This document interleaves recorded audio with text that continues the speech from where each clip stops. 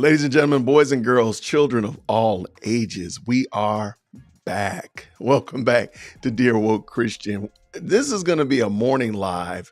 I had intended to do a live stream from my studio, Podium Studios, but they're actually doing some kind of cell phone work over there, and they got my internet messed up. So I decided I would do it over here. So we're going to look at and talk a little bit more about the ongoing barbecue, as we've been calling it this week. The Fani Willis trial. However, I want to talk about why it is that this trial has been so interesting for me.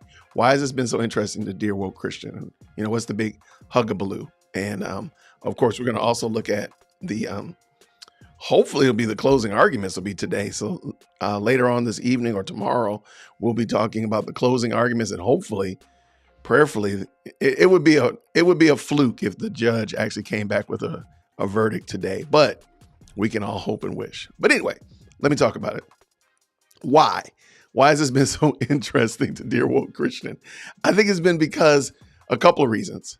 It's such a great example of how the Christian church must stand up, even if it's something politically that maybe we disagree with politically, but we must stand up against falsehood and error. There's so many problems biblically with this Fani Willis case that it's almost like a primer for Christians to stand up and say, hey, this is an opportunity for us to demonstrate that we don't cherry pick, to demonstrate that we will call balls and strikes, that we will say, this is wrong, this is right. And so the Fani Willis case, in my opinion, is a perfect example of that.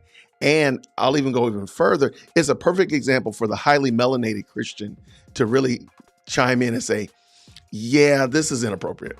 Yeah, this is the wrong thing to be doing. Yeah, this is not right, and so on and so forth. So one of the reasons why is I really believe it's just a great example for us as Christians to really jump in there and say what is. Say, okay, this is truth, this is error, this is right, this is wrong. We can do that. And I think Fani Willis' case is a perfect example. Then more importantly, for Black Christians, and dare I even say the Black church, to really say like, yo, this is not what we're about. We're not about just being ethnically partial. We're not about just standing on business just because somebody is of the same phenotype. But no, we're going to call balls and strikes. And I really think this is a great example for us as Christians to do. Also, I think it's fair to say most of us are all novice in the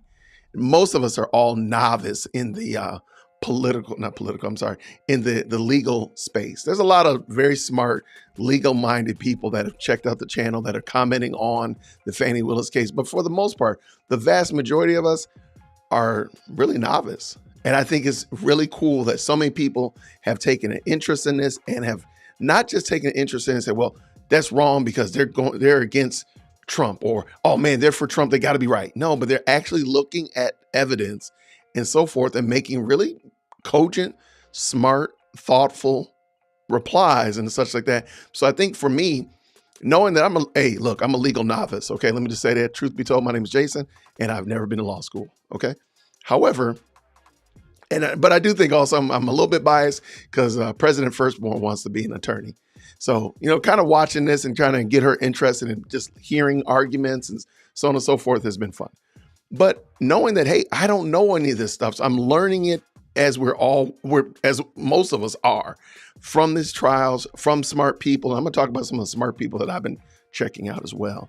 But from smart people and so forth, it's just been insightful. It's been a lot of fun hearing different things and understanding things that I thought it was this way, but now I can see it another way. Matter of fact, you know what? The other way was wrong. The first way was wrong. This is right. So being able to come up to that, I think is great.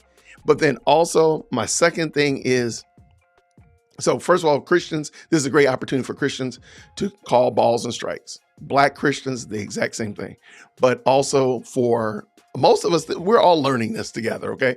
It's just, most of us are just learning it, okay? But then also the other thing is it has introduced me to a ton of new content creators who have helped me in those other arguments. So let me bring this on very quickly. Hello, hello. All right. I feel like my audio went out.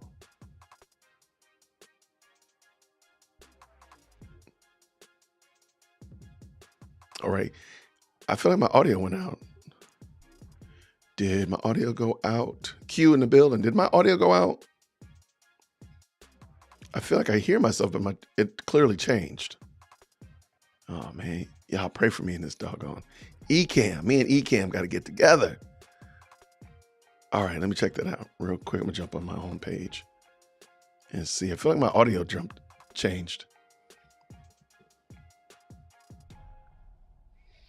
All right, let's check that out real quick. Just double checking real quick. I feel like my audio changed or went out or something. Hopefully it didn't go out, but let's just check real quick.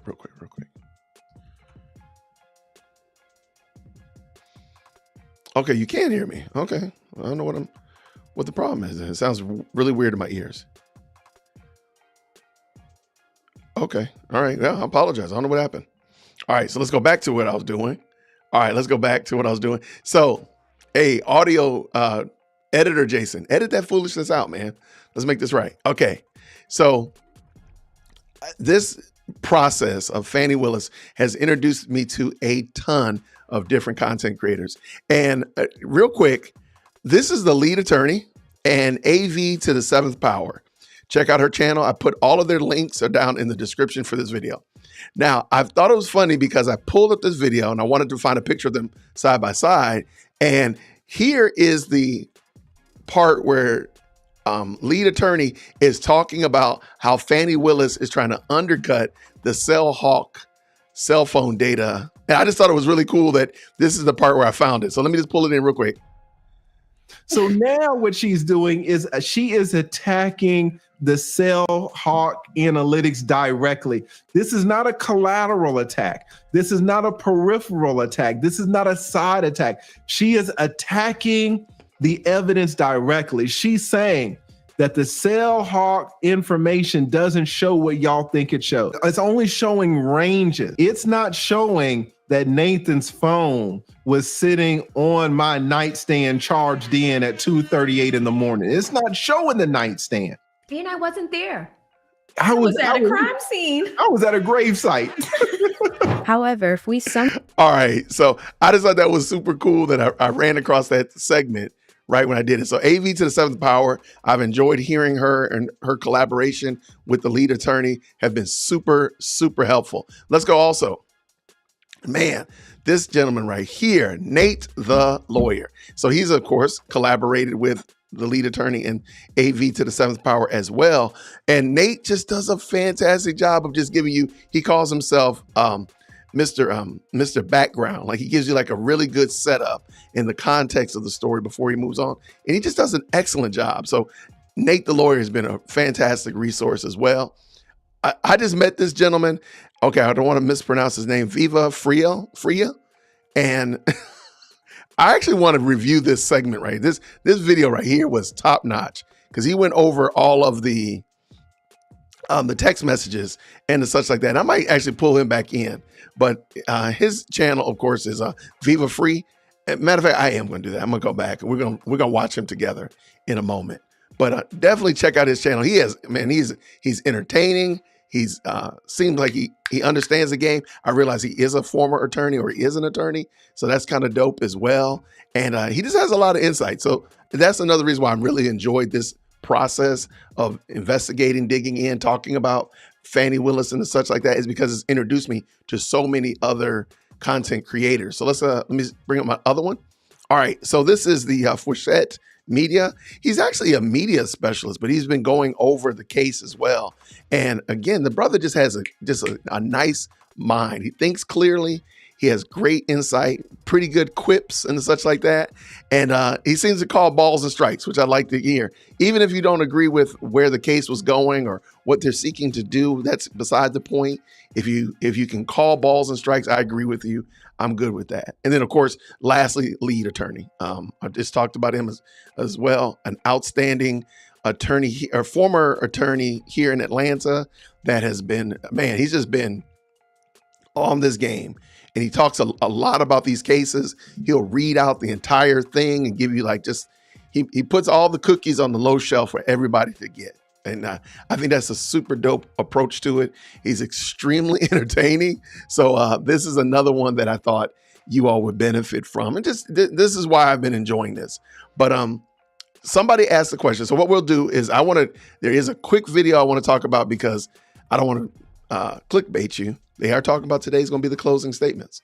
So I do want to do that. And then we'll come back and watch Viva Free because I think his analysis was outstanding. So with no further ado, a little bit further ado. Sorry about that.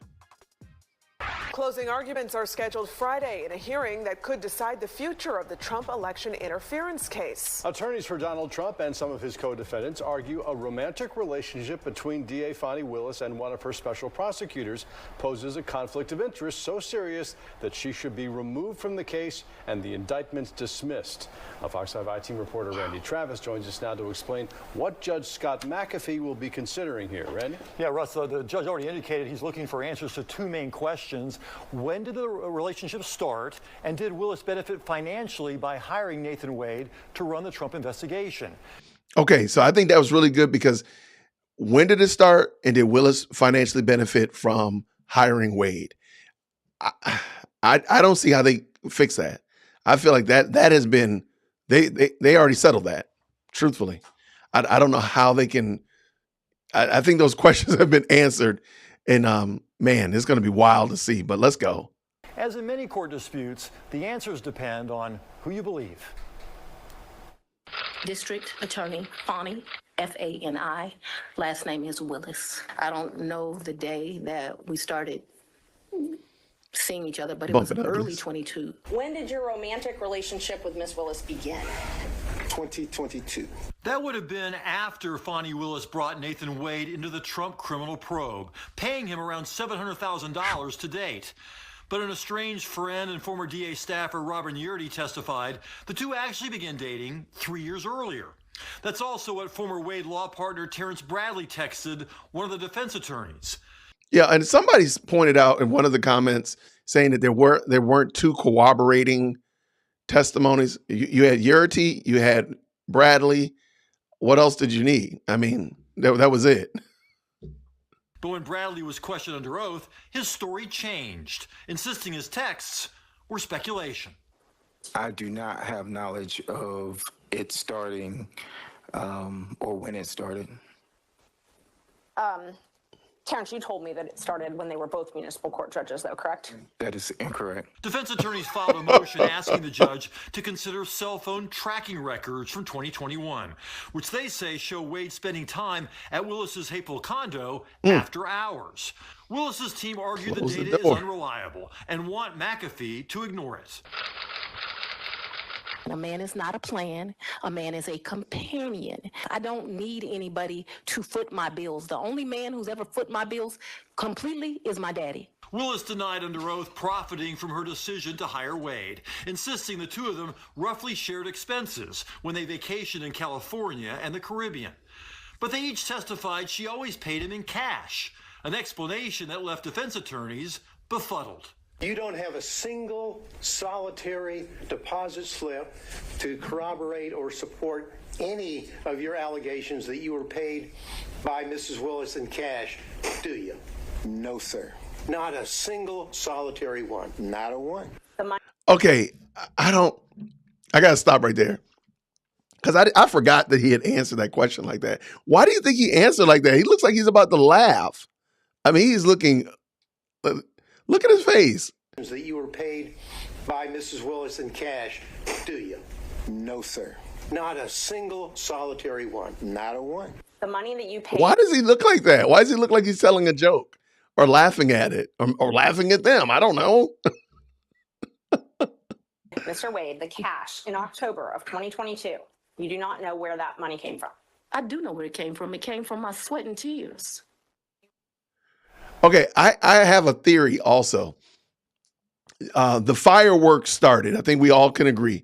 The fireworks started when Fani Willis came into the courtroom for to give her testimony. I personally, I don't have any proof or evidence of this. I personally believe If you look at this picture right here, this is the dynamic that's the problem. It's a white woman challenging a black woman about her behavior, her antics, and whatnot. And that's one. Now, granted, she still acted a fool with the white man too. Don't worry about that. But I think this is like, how dare this woman who's considerably younger than her? I have no idea how old Ashley Merchant is, but I'm pretty sure she's 10 years her junior. I think Fani Willis was extremely offended that she was being called on the carpet by a woman of less melanin who's younger than her. How dare you do this? And that's why I think that's why she was so bombastic and so out of pocket. But that's just my theory. I don't have any way of proving it. If anybody else has run across it, let me know. DearWokeC@gmail.com. Let's finish this up. Let's go.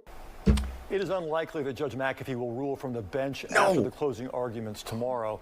What is likely is that whichever side loses in this case will be appealing, meaning the case will be delayed even longer. Yeah, I mean, is it even possible to say when a trial could potentially start? Well, no, not really. Not until you get all this worked out and decide who is going to be the prosecutor in the case. We did get like a taste of what a trial might look like in this hearing, though. There were 9 attorneys. Each one of them got a chance to ask a question, cross-examine every witness. Now imagine 15 attorneys, because that's how many defendants there are in the case, each doing that with every witness over a 3 or 4 month period. Even if the trial could start later this year, it seems unlikely that it could be finished in time for November. Yeah, and even 3 or 4 months sounds wildly optimistic in terms of getting to a verdict one way or the other. Yeah, very much so, Russ. Yeah, well, we'll continue to watch and see what the decision is after Friday. We'll be watching tomorrow. All right, Brandy, thanks. Thanks, Brandy. Yeah, I don't think there's any way possible. Like I said, I don't think there's any way possible this case would be solved before 2025. There's no way. Even if, again, like, because Judge McAfee, if he had ruled from the bench today, there would be appeals filed by Monday. There'll be appeals filed tonight. So that'll be a big brouhaha. That's going to be going on. There's no way. There's no way that this is going to get settled before November 2nd, whenever election day is. There's no way. And good gravy, there's no way it's going to get done and be settled and put away before 2025. That's just it. There's no way. Yeah, and Q said right here, I wish he would, because and we're gonna watch Viva Fry, because I just really found his analysis extra in entertaining and very insightful. But he pointed out that all he has to do, I mean, he could literally rule from the bench and be done with this. Because I feel sorry for Judge McAfee, because I know he doesn't want to be doing this. I mean, he wants to move on. So if he just rule from the bench, let the appeal court go do his thing. He'll, do some talking heads this weekend, maybe even going into Monday. But by Tuesday, it's off his plate, and he can go live his life and do what he wants to do, what he's supposed to be doing. That's just my opinion. Just rule from the bench, man. Good, bad, or indifferent. If I agree with you or not, it doesn't matter. Just rule from the bench and call it a game. Let's talk to Viva Fry. Funny guy, man.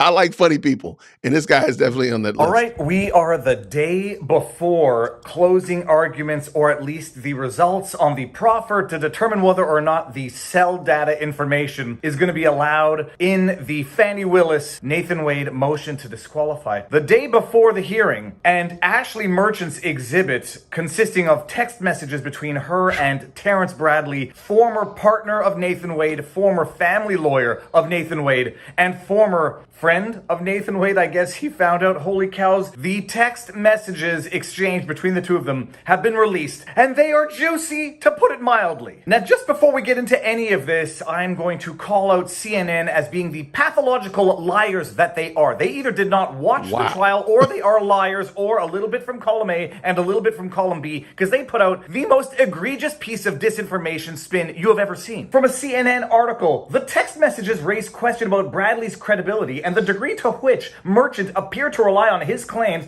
that she was then unable to substantiate elsewhere. For those of you who have been living under a rock for the last 2 weeks, because this really has been headline news for the last 2 weeks, right. Ashley Merchant prepared a number of pleadings, proceedings, affidavits, etc. She prepared the motion to disqualify Fani Willis and Nathan Wade as a result of their improper relationship, alleged improper relationship. She relied on Terrence Bradley text messages, confirming some of the information, correcting some of the information she would put in that motion to disqualify.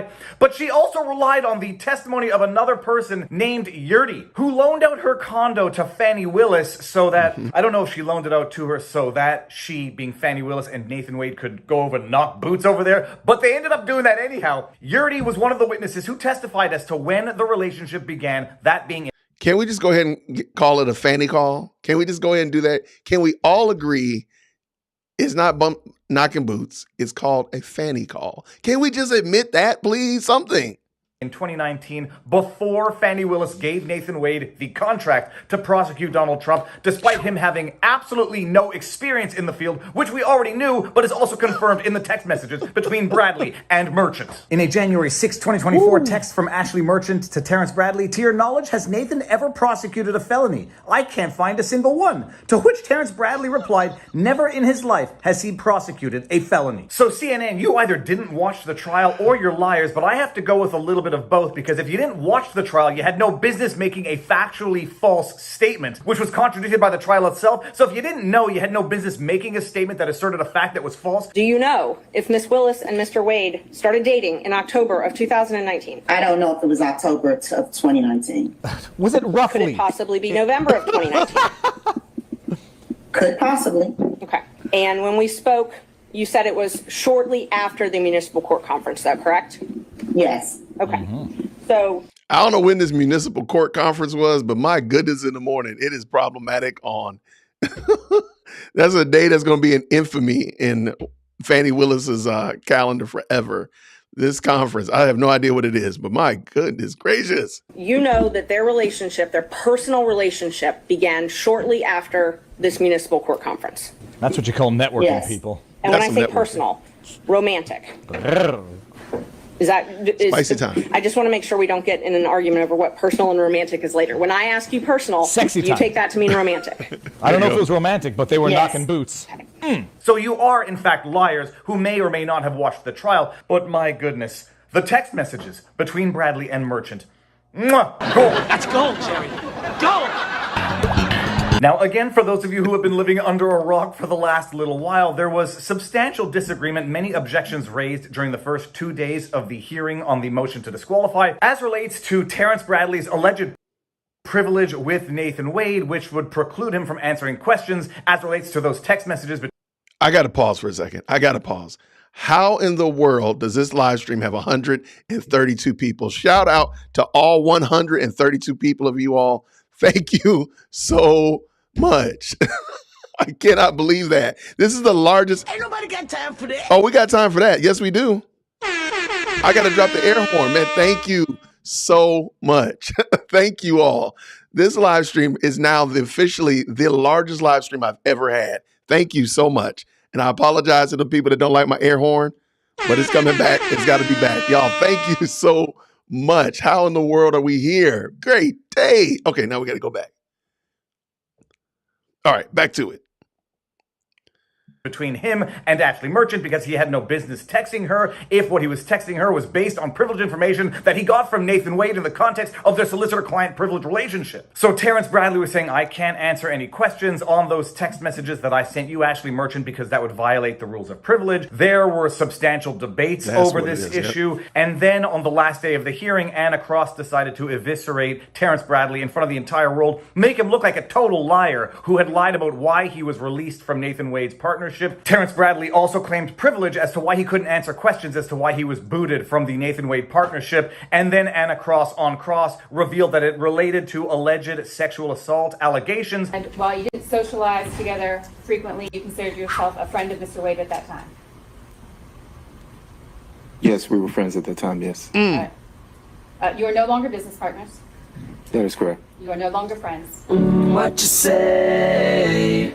That you only meant well, 'cause 'cause you did. And then Judge Scott McAfee's like, that's nothing to do with privilege. If you got that wrong, now I'm questioning everything that you raised privilege to refuse answering on. So the judge went in camera, reviewed the text messages between Terrence Bradley and Ashley Merchant, allowed further questioning of Terrence Bradley on the date the relationship started between Nathan Wade and Fani Willis. That was what we had on Tuesday, February, what day is it today? February 27th, if I get the dates right. And we are going into closing arguments tomorrow, depending on the proffer of the cell phone data, which shows that Nathan Wade was going over to Fani Willis's condo when she was at the Yurdi condo and doing God knows what.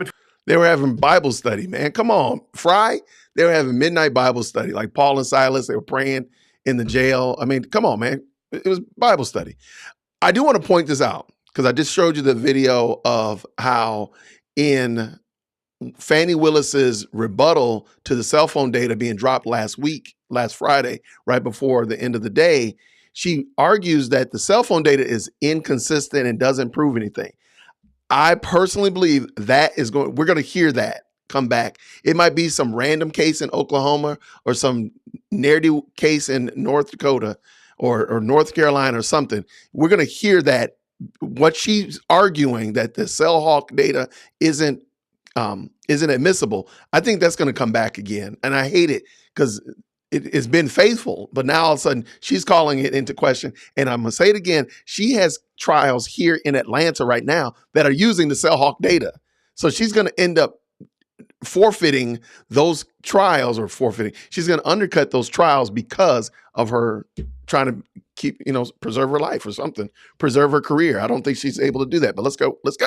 Between 12:35 in the evening and 4:55 in the morning on at least one occasion, if not two. So yeah, CNN, not only do you have Yurdi confirming what Bradley told Ashley Merchant in text messages, you now have cell phone data showing 23,000 text messages or interactions in the 11-month period leading up to Fani Willis giving this contract to Nathan Wade, who apparently had never prosecuted a RICO case and apparently not even a felony. 23,000 text messages over the course of 11 months, 2,000 phone calls, and at least a couple of apparent booty calls where Nathan Wade was going over in the evening to see Fani. No, I object. We don't call them booty calls anymore. We call them Fani calls. I object to that. I object. Was it sustained? Willis at Yurdi's condo. Okay, now that we have had the third day of the evidentiary hearing, which consisted of additional questions to Terrence Bradley as relates to the date when Fani Willis and Nathan Wade entered into their romantic relationship, at least according to Terrence Bradley's knowledge, he got up there on the stand for a little over 2 hours and said, I don't recall, I was just speculating, I had no business telling Ashley Merchant what I told her in those text messages because I had no personal knowledge of it. A load of crap. He had been representing Nathan Wade since 2018. They were friends, they were partners, and he purports to have had one and one only conversation with Nathan Wade as to when he started knocking boots with Fani Willis. Terrence Bradley was confronted with his many text messages in which he provided information, confirmation to Ashley Merchant. At one point, some people are claiming they heard him say dang because the text messages were so damning. I personally believe he was actually just saying date because that was one of the words in the text thread that he was reading. The first page starts off by saying, Miss Merchant, like just date, don't hire him. Do you think it started before she hired him? You see that?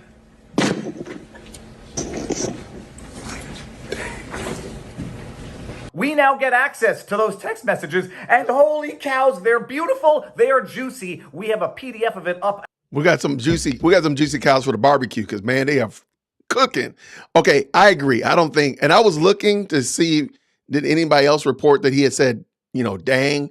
It seems like it could be, of course, but also if you follow his testimony, he was very discombobulated. He was extremely just, he had papers all over the place. He took evidence from it was all over the place. So I'm not surprised that he wasn't able to, and he said, it did sound like he said dang, but I do agree with Fry that he probably said date because it looks like he's reading it out loud. But let's go. All right, the text messages. Actually, and Fry has more text messages than I did yesterday, and I'm a little bit upset about that. So I object to this. at our vivabarneslaw.locals.com community, courtesy of Phil Holloway, journalist who's been doing great work on this, who gave it to me after it became public. Megyn Kelly was, if not the first, one of the first to report on it, and then CNN apparently borrowed her information, her initial breaking reports, whatever. I've got the PDF, it's in our community, and I'm going to highlight some of the juiciest of the juicies of the juicy texts in that juicy thread. Juicy burgers. From September 18, 2023, from Ashley Merchant. Any idea who I could get an affidavit from on the affair? Terrence Bradley replies, no one would freely burn that bridge. It then goes on to say, okay, if Chris was asked under oath, would he know? No. Wow, I figured he would. I didn't expect him to be so careful. He knows, but he won't admit it, says Terrence Bradley. Just to add this here, I don't really understand what Terrence Bradley was doing here. Ashley Merchant playing the role almost of journalist, investigator, and lawyer, and you sort of need to wear all three of those hats to do a good job as an attorney. It seems like they had a friendship. Terrence Bradley, I think we can understand why, was burned by Fani Willis and or Nathan Wade, and was a little bit angry and was a little bit willing to offer some information, but how he didn't realize that this would not be like a journalist protecting their source. He would have to be disclosed as the source because Ashley Merchant would rely on this information for the public motion. I don't know what Terrence Bradley was thinking. He might. Okay, I didn't think about that. When I was reading the text thread, I too kind of thought like it was like a journalist. I did kind of think that. I'm not saying that that's what Terrence Bradley was thinking, but I was kind of like, oh yeah, you kind of protect your sources when you're a journalist. I kind of thought that, so I can kind of. I don't think he should have thought that because he was an attorney himself, so he should already know what's going on. But I can kind of see, I guess, as a plebe, as just the great unwashed. I kind of thought like, oh yeah, you're supposed to protect your client. I totally can get it. Might have been acting on anger, frustration, whatever. But my goodness, everybody watching Terrence Bradley testify as to his not recalling why he said what he said, not recalling why he didn't say he didn't recall, anybody watching that and then saying they've got something on Terrence Bradley, of course they do. Of course Terrence Bradley has been threatened, intimidated by Fani Willis and or Nathan Wade. I mean, he left the law firm allegedly because of a sexual assault incident with an employee that he then paid $20,000 from his escrow account. You think they didn't threaten Terrence Bradley with criminal prosecution for that assault? If he continued to help Ashley Merchant try to sink, disqualify, and ruin the careers of Fani Willis and Nathan Wade, of course they threatened him, in my humble opinion. It's only logical, and now we have all the pieces of the puzzle to put together. But yeah, Terrence Bradley. That makes sense, why he was so discombobulated and such like that. But I don't know how to, well, if he had done the SA that got him kicked out of the law firm in the first place, it's just a reality, but he didn't fix his problem. He didn't make his problem better by sitting on the stand lying or lying to Merchant. Oh my gosh. I mean, because I think he compounded the problem. If let's just say that he had SA'd and they did threaten him with, revealing that he had assaulted somebody in the office. Okay. And let's just say by some fluke, he was able to beat that charge and prove that it wasn't exactly that and or whatever like that. He would still be a lawyer. He would still be able to practice law. And I think he would have even come out better if he just sat there and said, yeah, I did do that. I did. And just admit it. But because he didn't, I think we all can understand that he's going to probably be disbarred. He's probably going to lose his license. And they're probably going to sit there and still try him for SA. And again, I don't know if he's going to beat it or not. That's beside the point. It just seems like such a myopic thought. Just tell the truth, man. Let your yes be yes and your no be no, man. Everything else is from the wicked one. Let's go. Clearly screwed up here by burning bridges with the most corrupt people on earth, or at least people who are among the most corrupt people on earth. Those people being Fani Willis and Nathan Wade, and obviously not Ashley Merchant, who is doing a banger job in this. Holy crab apples. Ashley Merchant. And then further down, September 25th, 2023, from Ashley Merchant. Would you be interested in being a program director for one of the GACDL seminars? I'm president next year and wanted to get you more involved. I'm interested. Let's chat. Yay. Hey, I still want to chat about GACDL. You still interested? Yes. And for those of you who don't know, as I didn't know, the GACDL is the Georgia Association of Criminal Defense Lawyers. I don't know if that offer from Ashley Merchant was sincere or a way of sort of gaining the confidence and the trust of the person from whom she was soliciting information. I suspect it was sincere, but my goodness, having watched the way Terrence Bradley couldn't recall anything on the stand, I don't think many people are going to have much faith in him as an attorney anymore. Then in January I don't think he's going to be an attorney. Ashley Merchant says, okay, I assume you knew about the trip. trips. While I don't think he's going to be an attorney anymore. It's not just that I don't trust him. I don't think he's going to be an attorney. The fallout of this is going to be catastrophic. There's going to be so many things that happen. Again, I don't know how I don't think Terrence is going to be a lawyer for Easter. I don't think Nathan Wade, in my opinion, he's going to be some kind of censure. He's going to be put in timeout, whatever like that. I don't think Fani Willis is going to, I do believe this whole case is going to get thrown out. And they're going to be disqualified. And Fani Willis is not going to be the DA anymore.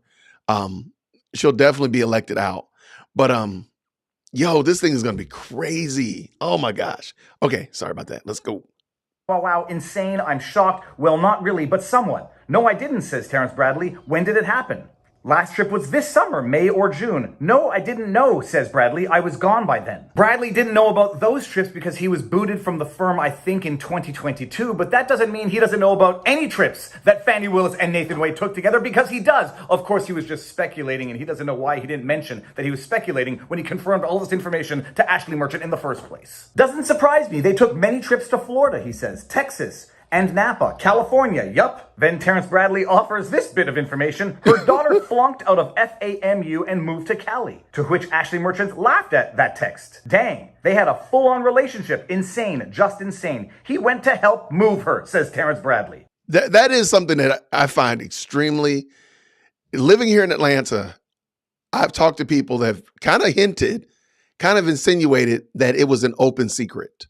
And like, oh yeah, of course, they knew. I mean, because they seem extremely reckless, okay? They seem very, very reckless. I mean, traveling around town, traveling to Tennessee, to Florida in the car. So that means there's gas stops, there's rest stops. They were reckless.com. And of course, Fani tried to paint it like, oh, I couldn't move around the city. Apparently they were doing a lot. Okay, this is craziness. There are so many instances. I don't think truly knowing that the Trump team had all of this information, I'm kind of interested in what other information they had, AKA, I guarantee you they had Ring cameras. I guarantee you they've subpoenaed restaurant cameras and security film and got video of them in other places. Just in case they ever try to push back. I guarantee they did.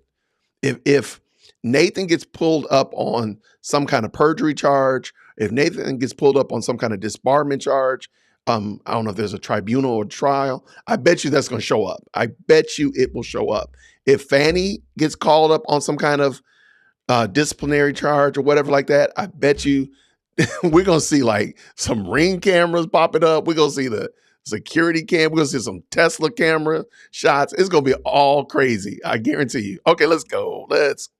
This is all on January 5th, 2024. Then Ashley Merchant says, just date. Don't hire him. Do you think it started before she hired him? To which Terrence Bradley infamously replied, absolutely. It started when she left the DA's office and was judge in South Fulton. But Terrence Bradley was just... Hold on. How in the world? Wait up. Wait up. Hold on. Let me just make sure I got this right. Because my glasses are, my eyes are getting bad. Am I seeing 473 people watching this live stream? What in the world? I'm sorry if you don't like the air horn. I'm sorry. Good gracious. Yo, thank you all. Thank you so much. This is now officially the largest live stream I've ever had. Wow. Thank you all so much. It means a lot that you all enjoy this content and want to watch this with me. Thank you very much. I'm not even kidding. Thank you so much. Man, this is crazy. Thank you. Wow. And now somebody text me about this. I am not going to start crying this morning. I'm not going to do that. You guys are amazing. Thank you so much for watching and hanging out with me this morning. Thank you. All right, let's go back and see what Viva's talking about. Let's go. Speculating when he said that. He had no personal knowledge to confirm that information, and he doesn't know why he didn't tell Ashley Merchant. He didn't recall when she asked him that question. I don't recall why. I didn't say I don't recall. Then on the same day, January 5th, 2024, within the same half hour, Terrence Bradley offers this information. They met at the Municipal Court CLE conference. That's what I figured, says Ashley Merchant, when he was married. Then Ashley Merchant literally includes a paragraph in the motion and says, is this accurate? Upon information and belief, Willis and Wade met while both were serving as magistrate judges and began a romantic relationship at that time, to which Terrence Bradley corrects her and says, no, municipal court. And then Terrence Bradley, always speculating and not offering any information that he had personal knowledge of, adds the following. But you can't put where they met, not many people know that. And then he adds, I might be one of only not even Chris Campbell. How to did which Ashley Merchant says, that? I am not. I got stuff from the divorce lawyer. I got a ton of stuff. Terrence Bradley can't contain his curiosity, says, like what else? When will it drop? Monday is my filing deadline, says Ashley Merchant.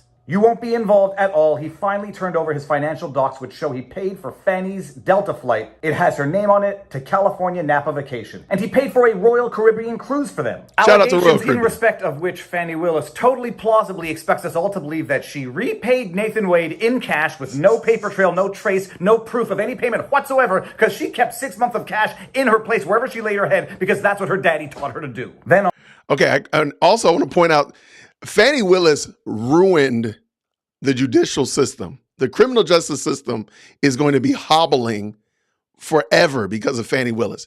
You do realize that Fani Willis is at this current moment trying a RICO charge of a very violent street gang here in Atlanta. And they are using cell phone data, and the people had a lot of cash. Fani Willis just served up to them a big old Christmas package of, say that the reason you have all this cash is because you're saving, you need to have 6 months of cash in your house.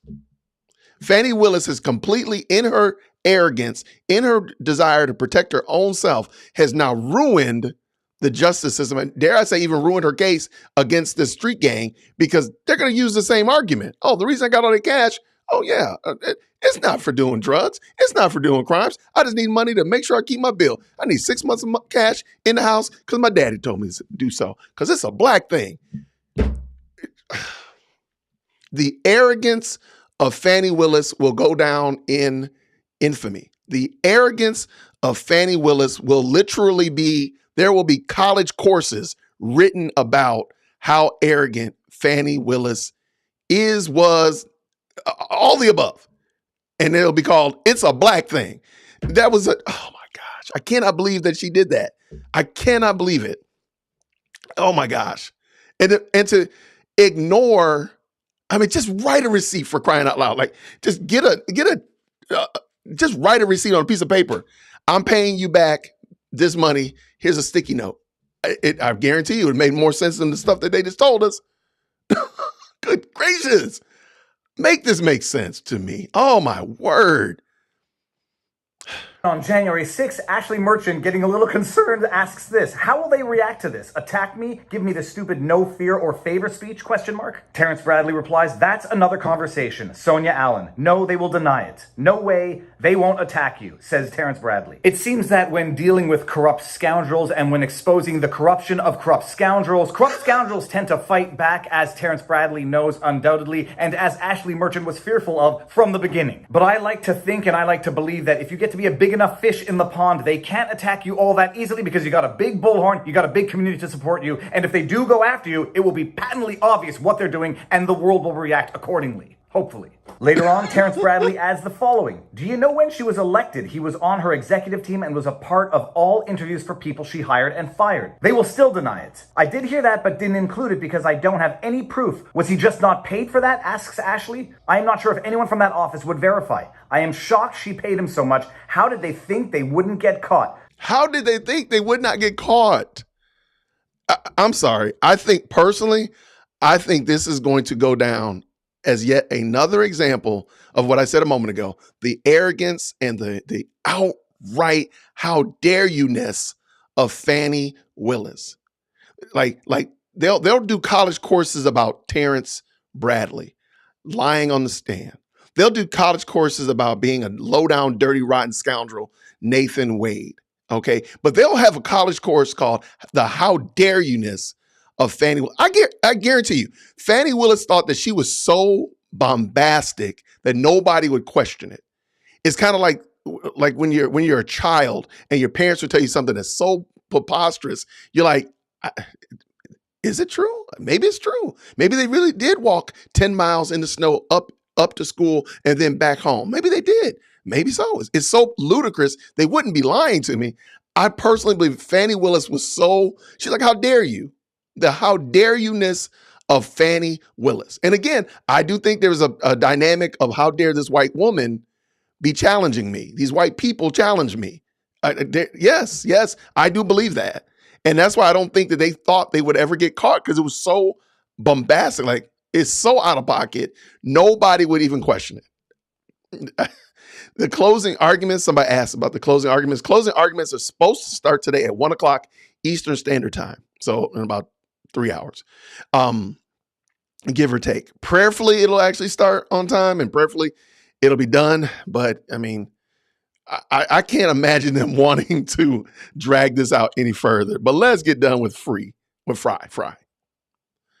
So careless. Why not just not pay Nathan? Lord. To which Terrence Bradley says arrogance. He might be speculating there, and I think a lot of people would agree with that speculation. Arrogance, but add to that a sprinkle of stupidity. On January 7, 2024, Ashley Merchant says this: that's the thing. Even without evidence of sex, he paid for her plane tickets and her travel. To which Terrence Bradley replied, subpoena them all. I am nervous. This is huge, says Ashley Merchant. You are huge. You will be fine. You are one of the best lawyers I know. Go be great. I said it after Terrence Bradley testified. Okay, because I'm going to disagree with Fry here. So I'm going to jump in real quick and say, he knows this is an attorney. Like, he was talking to her like they were a journalist at one point, but he knows they're an attorney. He knows he doesn't have any cover. He doesn't have any kind of shield between him and the judicial system. I just can't believe that he's doing this. I honestly cannot. But let us finish this up. Let's go. I actually feel bad for this guy because it's quite clear he's being intimidated and abused by two intimidating and abusive people, that being Fani Willis and Nathan Wade. I like Terrence Bradley. I think he got screwed in this. He got scared, threatened into silence, into looking like an absolute buffoon on the stand. He did it to protect himself because he thought in protecting Nathan Wade, he would protect himself, and then they still burnt him. In those text exchanges, he actually looks like a lawyer who's actually interested in justice and didn't think he would get caught in the crossfire for providing the information that Ashley Merchant needed, but my goodness, did he ever get caught in the crossfire. Okay, I disagree with Fry because I don't think that Terrence Bradley is necessarily just a victim of circumstance. Keep in mind, the reason they had him, by the short hairs, the reason they had him over a barrel is because of his sexual impropriety in the office. And so, and Fry is actually going to admit that in a moment. So that's really, in my opinion, the problem. Like, the man is not a upstanding individual. He was not a person of high character, and literally they just played off of his high character. They used his low character. They used his improprieties as a reason or means by which to leverage him to behave like this on the stand, like we saw him doing. So yeah, I don't know if I agree with that fully, but I mean, I hated to see it because I mean he was getting slaughtered, of course, but I hated to see it. But he did that to himself, though. And then it ends with some gossip. I'm going to subpoena him. Jeff DeSantis, Dexter, Cuffey, and Green. Terrence Bradley replies, Cuffey was fired too. To which Ashley Merchant replies, damn, I can't believe she fired them. Maybe he will talk. Why was he fired? My main question has always been, how did Sonia feel about Fani taking her man? Ooh. Terrence Bradley replies, not sure how she felt or feels. Her and Nathan are extremely close now. It started romantic, but when I left, it was more brotherly, sisterly. But occasionally they would mess around. Cuffey was fired because he slept with a subordinate. He's gay. He had a party at his house and the subordinate came and they ended up sleeping together. Then Cuffey ended up having to reprimand him. Look, I really don't know what's going on here other than some office gossip, but I'll repeat what I've said many, many times. Keep your schmeckle in your pants and you will avoid a lot of trouble. Even when I was a lawyer at a big law firm, I would go to the Christmas parties. I would leave early because I was a married man and nothing good happens after midnight. Now it's nothing good happens after 10 o'clock. You keep your schmeckle in your pants. You don't dip the pen in company ink and you'll avoid a lot of headaches in life. It seems that everybody involved in this disaster could not abide by that one basic, simple rule of professional and moral conduct. He said it funny, keep your schmeckle in your pants, but let's just be honest. We would not be having this conversation. They would have been able to prosecute the Trump trial and we would probably be at the tail end of the Trump trial had Fani Willis not been engaged in a relationship with Nathan Wade. If Nathan Wade had not been out here dipping, even though he was married, again, I'm not arguing whether or not his wife stepped out on him. He is still married before God. Therefore, he can't be out there dipping. It's just that. I'm sorry. That's it. No dipping. There you go.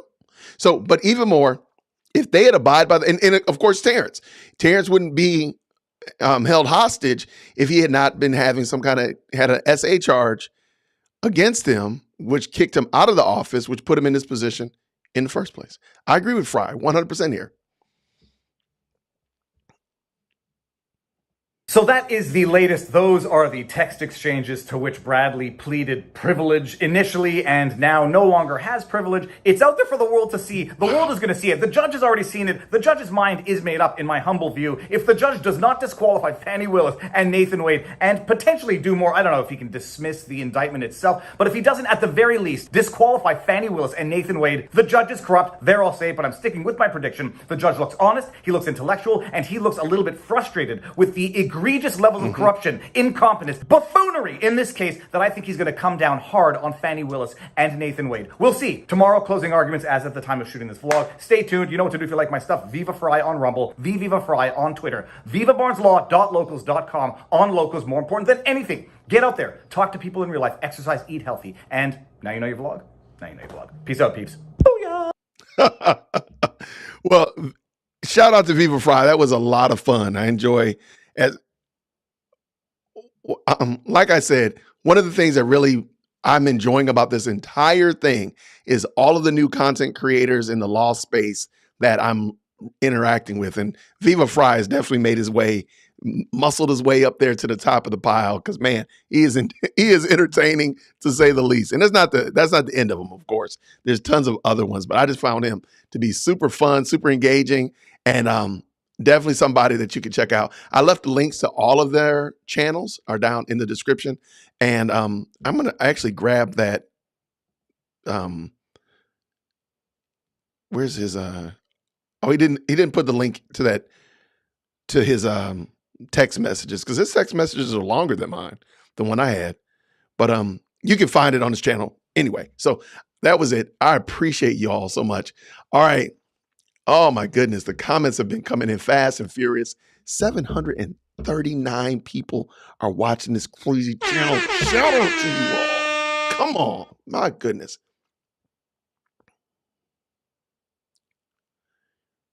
Okay, wait. I'm confused. If you need sex, Nope says, I'm confused. If you need sex, go to the partner you married and go crazy. What's wrong with it? I don't know. I have no idea. I have no idea. And yesterday, Zena, we talked about this, and I don't think there's any kind of problem with that. And a couple reasons why. Everybody knows that the judge donated funds to Fani Willis. It was like $150, $125. So it was, I hate to say it like this, but it sounds like it was just a business courtesy. If I'm your friend, I would donate something to your, it's akin to like, hey, I'm buying Girl Scout cookies from your kid. I don't even like Girl Scout cookies, but I'm gonna buy the Girl Scout cookies because I want to support your kid because you're my friend. That's how I understand it. But again, everybody knows it. So they're all watching it. So if he responds, if he's gonna throw the case for $125, $150, whatever. I don't think that's him. But he seems like a better guy than that, but not gonna throw him under the bus. All right, let us see. Yes, you can get the comments, the screenshots from Phil Holloway on X, Twitter X, Twitter, whatever they call it. But I'm still gonna call it Twitter. His mama named him Twitter. I'm gonna call him Twitter. Twitter. You can get him there from Twitter. All right, what we got here? Bottom of yeah, I don't think there's a real. Again, if there was a problem with it, you wouldn't be able to do it. But if there was going to be like a major issue with it, but again, maybe he's going to throw the whole case for $1.50. It's possible. I don't think that's going to happen, but there's other things I'm worried about. Like if it goes long, Like, just let's start this thing, get this thing done. I know most people are hypothesizing that he's not going to rule from the bench. I'd love for him to rule from the bench and be done with this thing. Let's get it over with. But if not, we're going to drag it into the weekend. Oh my gosh. Oh my gosh. What church is she going to wind up at this Sunday? Yeah, but I again, ANJ Smooth 49, they gave money, but they gave, like, you can do that. You can give funds to a colleague, even if you don't agree with them in some area, or maybe you went to law school with me, or maybe our kids play soccer together, and so on and so forth.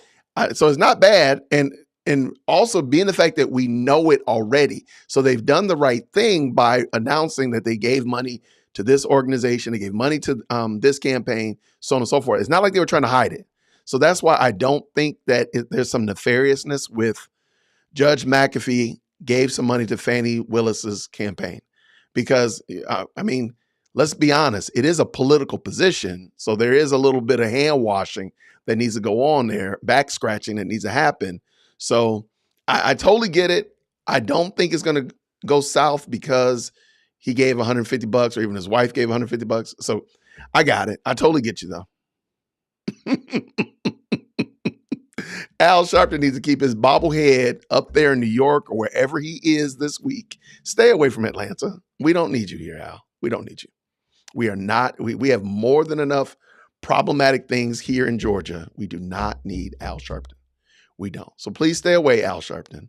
Even if they keep her, don't come down here to celebrate. If they kick her out, don't come here to pitch a fit. Just stay away, Al Sharpton. Nobody needs you.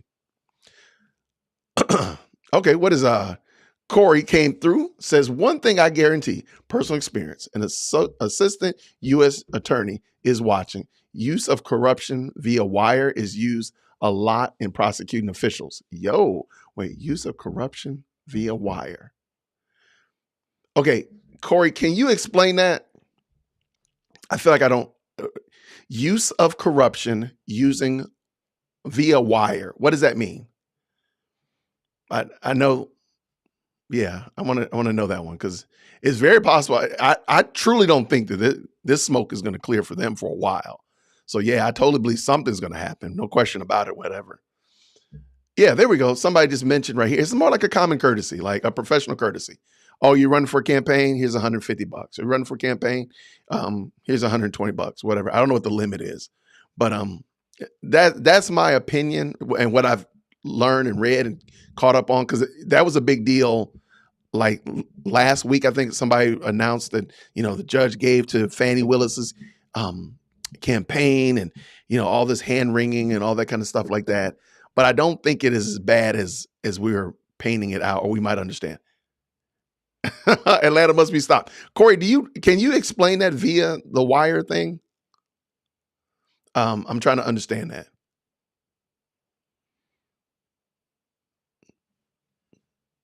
Let me see. I could. Let me see. Can I bring Corey on? That would be some fancy high tech stuff, wouldn't it?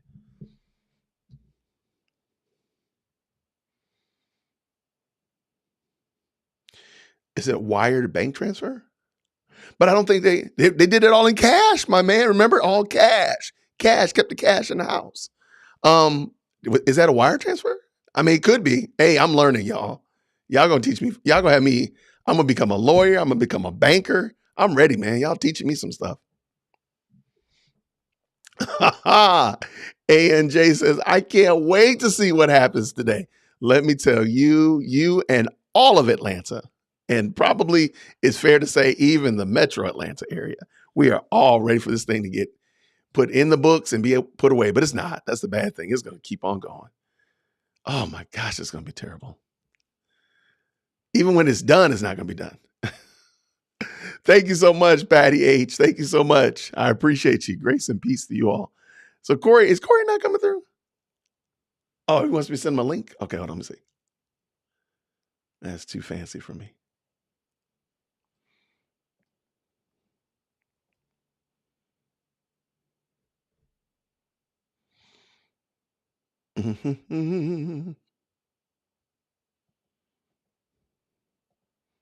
All right. Let me get this. Corey Minor. I'm going to send you this link real quick, my brother. All right, let's do this. Corey, if you're in front of your camera, man, jump on real quick. Make sure. This is my first time bringing a guest on, so that's going to be wild. Corey, jump on real quick and explain wire. What'd you say? Fraud by wire transfer? What was it called? Sorry about that. I just sent you the link, Corey. Sorry, brother. So you called it. All right. So Corey, you said one thing I can guarantee, personal experience, an assistant U.S. attorney is watching. Use of corruption via wire is used in prosecuting officials. Man, that's crazy. I totally believe it.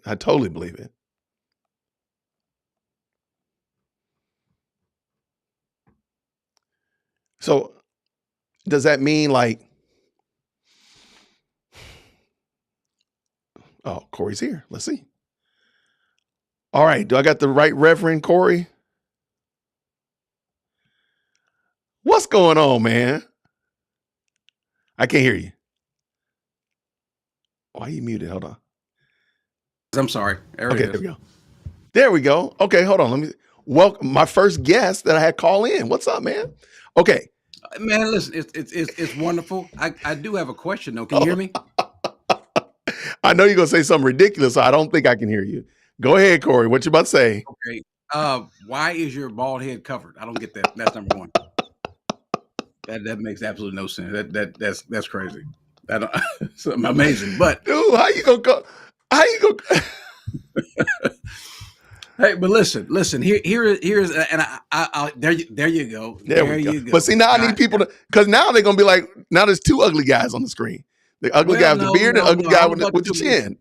My wife will say, "Speak for yourself." But listen, I gotta leave out of here in a little bit. I got an appointment. But if anyone ever, not that you would ever want to, or to ever take a tour of any federal institution, it could be a maximum, medium, low, doesn't really matter, minimum security, you'll find a lot of former government officials, not necessarily federal, but state, local municipalities. You have a lot of mayors of small town, which is why this lady up in Maryland, Chicago area, Dalton. Yeah, Dalton. Yeah, her too. She needs to hurry up and find her local assistant U.S. attorney, because they're coming at her. The FBI, they're not just wasting resources just to be doing something. They're coming. I've had buddies in prison who were there because of this stuff. And an assistant U.S. attorney, there's how you grow in a system like that, in a legal department, or in this case in the federal courts, the attorney's office, is you've got to have convictions, you've got to have years sentenced, dollars amounts, and things like that. Well, this is a nice juicy cake just waiting for some assistant U.S. attorney or U.S. attorney to just jump on and take advantage of. What is going to be governed by is fictitious frauds and swindles.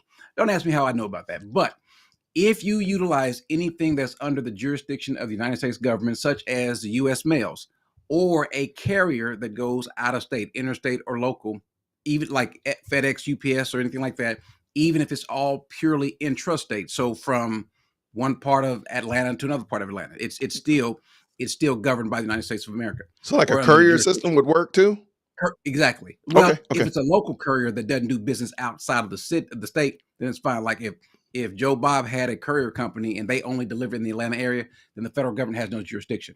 They only have jurisdiction when they normally, as a routine course of business, utilize things that are governed by the United States of America, such as the interstate highway system, or you heard this term, interstate commerce. Mm-hmm. Also, what's also under the jurisdiction of the United States government is wires.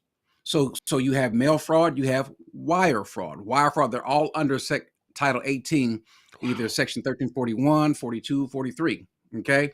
So what they'll do is all these texts, that puts it under the purview of the United States government. Anything that was mailed. Yes. And oh, by the way, Cash is not it's not an issue with the government. As a matter of fact, you can find anybody, just go and find, Pookie or Ray Ray, anybody on the street who's ever been in trouble with the federal government. They have what's called ghost dope.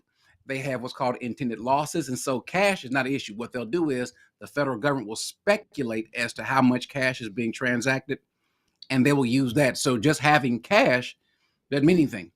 The government doesn't care about that. They'll make up a number and then have you come back and prove that you didn't use this amount of cash. It's done all the time. And so she's playing with fire. They're all playing with fire. And so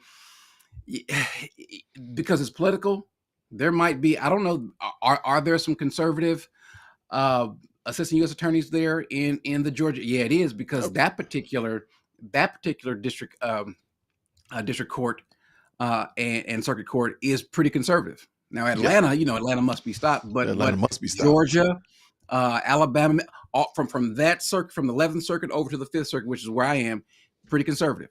And so there might be somebody there that is looking to, she needs to be taken down. There might be someone that thinks, Atlanta, the churches must be stopped, and so too must the officials there. They must be stopped also. So she's not doing herself a service at all. So wire, they probably need to update that term.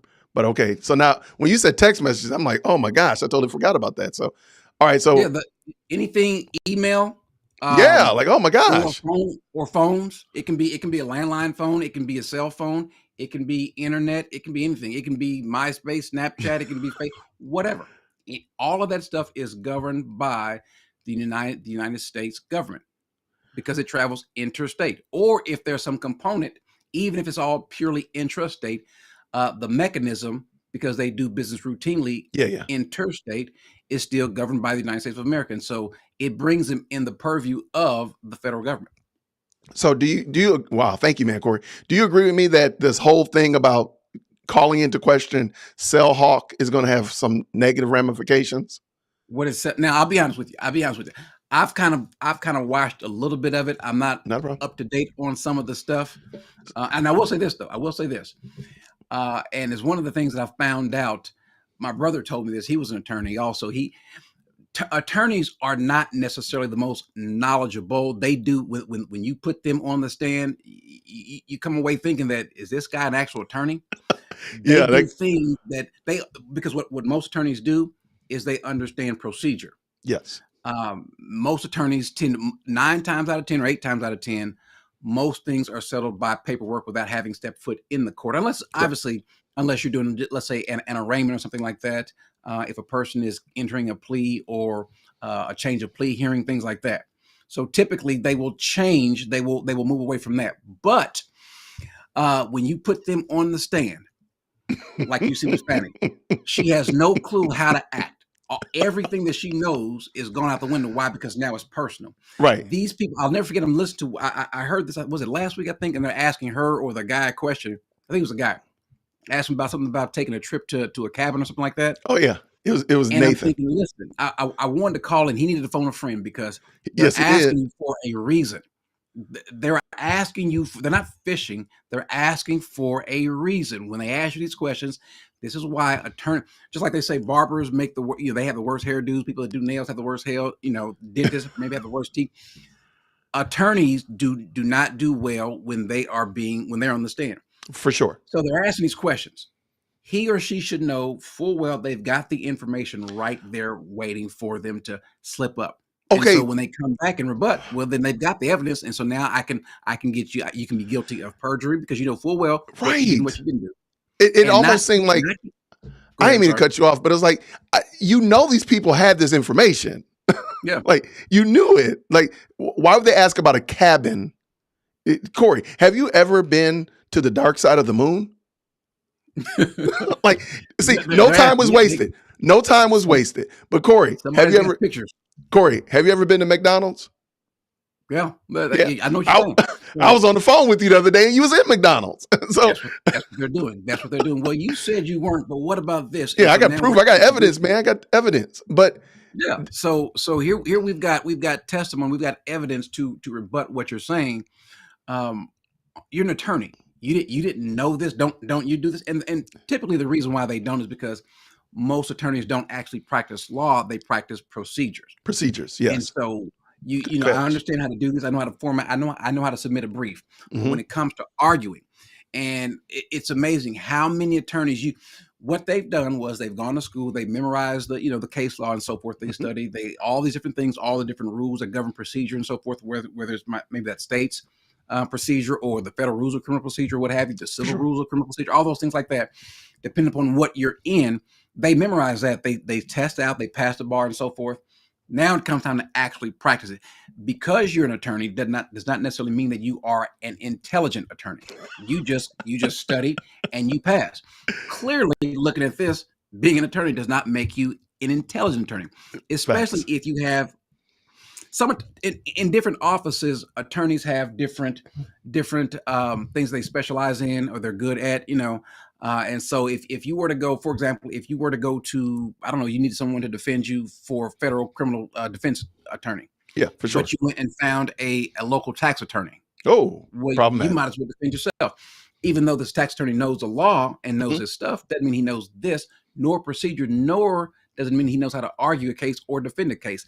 And certainly in this case, doesn't know how to defend himself. So here we've got a disaster of these attorneys. And it makes good theater because everybody, you can't type in FA. I typed in FA on YouTube and I'm not looking for Fani Willis, and Fani Willis just popped up. I'm not talking about Fani Willis, so it's just popping up because this is what everyone's talking about because they make good theater because of how ludicrous, how incredibly ignorant they are on the stand in their defense. No, so that is I just want to put that out there. That is something that a U.S. attorney is probably, I don't know if it's going to go that route, but an assistant U.S. attorney is probably going, and maybe, maybe even an actual U.S. attorney, but typically an assistant U.S. attorney is going to pop up. They might be looking and they are laying out the case. All of this stuff that's being presented, the federal government can come in and get all this evidence and get all this discovery, and then they'll come and say, "Listen, we got an issue here. How would you like to plead?"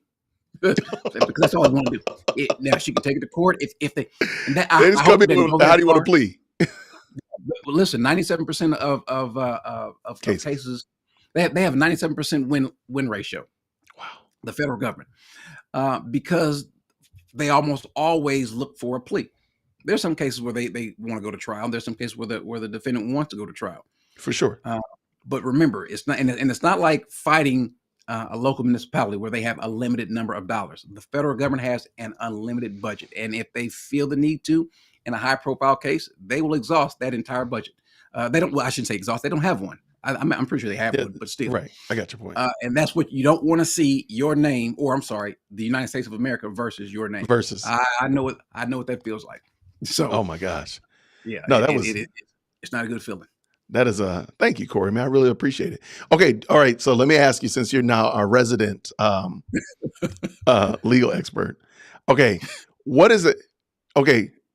Of the three people that we're talking about, Fani, Nathan, and Terrence, I'm going to say their name. Tell me what you think the outcome is going to be when the smoke all clears. I couldn't. Here's what you mean in terms of as far as this particular case? Yeah. Do you think Terrence is going to get booted out? Do you think he's going to lose his license? Do you think I think all of them are going to get booted out. I think all of them are going to end up losing their license. I think the people that govern their license, State Bar Association, is probably going to step in because you've embarrassed them. Okay. All right. Now it's possible they may not. They may not, but I can see them all not necessarily losing their license. Probably not that. There might be some sort of censure or something like that. There might be a letter of reprimand. Those things happen because attorneys do all sorts of things to violate things, sometimes intentionally, sometimes unintentionally. I found it the hard way. And to get an attorney disbarred, to lose their license, it is difficult. So it's not an easy thing, even if you think that it should be done. So they are, like everyone else, allowed to make mistakes. However, there is a level of scrutiny to them that you would think they would have by the state bars. But in terms of losing their job, I think I would be shocked or surprised if this time next year all three of them are working there. Now, in terms of going forward, maybe some sort of federal case also, I think what's going to happen is They are going to probably subpoena the records to all of the lower, all of the subordinates, and then work their way. They're going to build a case. That's what they do. You don't know the federal government is on to you until the federal government is on to you. That's why I said the lady in Dalton. If you know the FBI is into your case, then guess what? They've been on to you before that. So by the time they show their head, by the time they stick their neck up out of the water, they've been there. They're almost like court case. I'm sorry, legal Navy SEALs. They've been there for a while. They've been watching for a minute. Yeah. So it would not shock me. Matter of fact, I would probably be surprised if there is nothing that happens after all of this with Trump and the DA is over with, if something else doesn't show up, especially something on a federal level. I got you. All right. Well, Corey, on the screen, there's been a request from the chat that you need to stop on back through every now and then, man. Well, listen, I'll do that. No problem. If here it comes, y'all. Do the right thing. Listen, do the right thing. Quit denying who you are. Quit wearing that. Who has a ball? Who takes the time to shave and then cover it up? You know what you like? You like these kids that brush their hair, get waves, and then put a hat on. So I have no problem stopping by anytime you want me to, brother. It's just too much shine coming off on one side. I didn't want it to, it was just too much shine and whatnot. Listen, you got a whole makeup crew. You got you got people taking care of you, man. I'm over here doing this. I'm a solo operation, man. Come on. Nobody takes care of me. Listen. No one takes care of me. Everybody bothers me. Everybody takes the cat. Look, he did it again. He put the thing back on. My cat takes care of me. He's the only one that loves me here. My daughter's asleep. My wife is gone. Not gone. She's gone her own way. Corey's wife left him. So she probably should have left me. But yeah, anytime you want me to come by, just give me a holler. I love it, man. Appreciate you, brother. Thank you so much, man. No real quick. What's the name of your channel? Just so everybody knows. It's not a the in it. Smart Christians with an S. Not that I'm the smart Christian. Hardly. Smart Christians channel. Yes, please check out Corey's channel. And tell him that he needs to grow a beard. So just make sure you tell him when you go to his channel, tell him that he needs to grow a beard. Why would you cover this up? Oh, I can tell you why you need to cover it up. I can give you No. Listen, people with hair, let me just say that Here it comes. Out to be, in my 51 years, I've found this to be true. Men, not women, sometimes women, but people with hair are trying to cover something up. Yeah, I figured that out. Yeah, why? Just listen, be smooth, aerodynamic like a baby. That's what you want to look I don't want to be aerodynamic, man. I don't want to be. I don't want. Yeah, listen, Corey. God didn't have hair. Who? God didn't have hair. Why do this you rascal right here? Yeah. Corey, man, I appreciate it, man. Thanks for the insight, though, man. Be like us. Anyway, let me go ahead and go. I got to head out the door. You got it, man. Thanks, brother. All right. Grace and peace. All right. Thanks, Corey from Smart Christians channel for stopping by. That was actually insightful. So, Corey has a pretty deep knowledge of the criminal justice system, and so yeah, he knows what he's talking about. So therefore, he thinks all of them are going to get some kind of censure or whatnot like that. But he doesn't believe that in a year they're going to all be practicing law, which I can totally see that. Totally see that. So man, that was interesting. But thank you all again for stopping by with me this morning. Let's just chopping it up and such like that. The comments, the chat have been out of control. Thanks so much. Please make sure you subscribe and check out Corey's channel. He's a great brother. Is glad to have him stop by on today. Yeah, see, Jesus had a beard. Thank you, Dangerous. See, I'm being more like Christ. There you go. I like it. Somebody said bald. I saw it. His comments have been coming fast and furious. I love it. See, it takes a special head to be bald. I agree now. I am pro bald for sure. I love it. Thank y'all so much for hanging in. But all right. So real quick before we get ready to bug out of here, The closing arguments are supposed to be at 1:00 p.m. Eastern Standard Time. So it's 10:15 now. So we're talking about probably in about 2.5, almost 3 hours. Do you think, okay, so here's my question, just to comment in the chat. Do you think it's at least going to be given to the judge today? Complete, finished, here, judge, decide. What do you think? So the judge does not have to decide yet, even though I would love, oh goodness, please let him decide today. But do you think the judge is going to actually get everything's going to be done today? Do you think it's going to wrap up?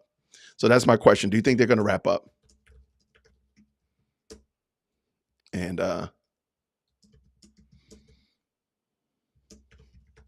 let's see.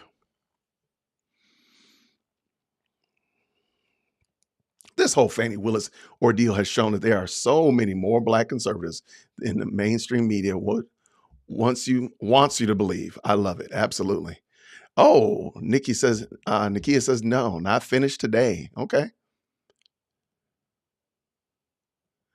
Do you notify people when we are subscribed that you are live? It should notify you, Melissa. I will admit YouTube has been super wonky. So if it didn't notify you, I apologize. It's kind of hit or miss. I hate to say it's hit or miss, but it is. YouTube is extremely, when I schedule it and put it out there, sometimes people are notified, some people are not. I apologize for real though.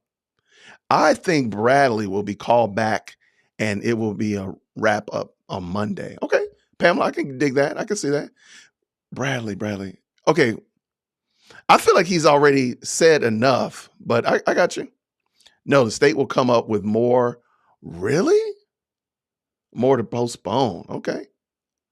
I think they're going to ride it out. Okay. Man. Most people are saying no. I doubt it. Wow. Really? Crooked judge has to get his lie in order for Fani to continue. Okay. The judge wanted to, but we shall see.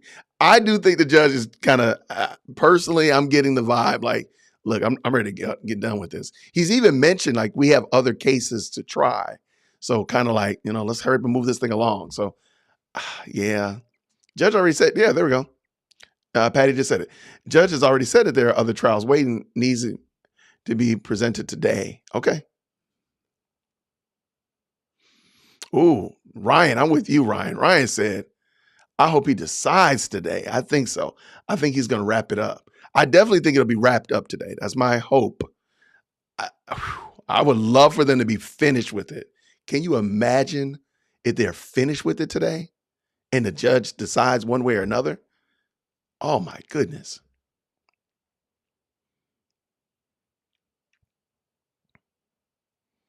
Oh, somebody said no next week. I can kind of see that. I'm not.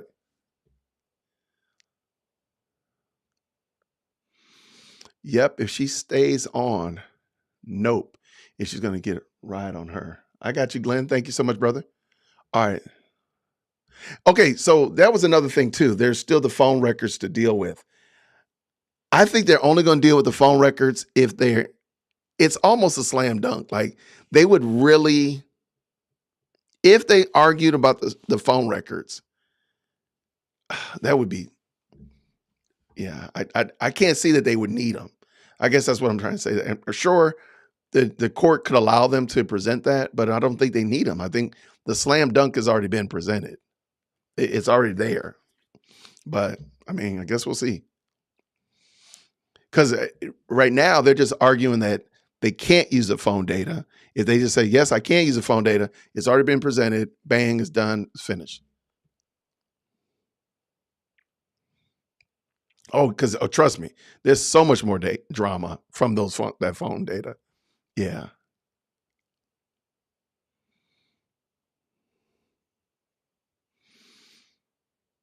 I think somebody asked, what did they determine about Nathan? I think the long story is that they determined that they were in a relationship. I think they made it clear this relationship started before 2022, when they said 2022, actually way before then. I think they made that case pretty clear. And they also made the case that they traveled and money was exchanged, whether she paid him back or not, you can't do that. So, I mean, I think the two goals that they had, I think they met those in my mind.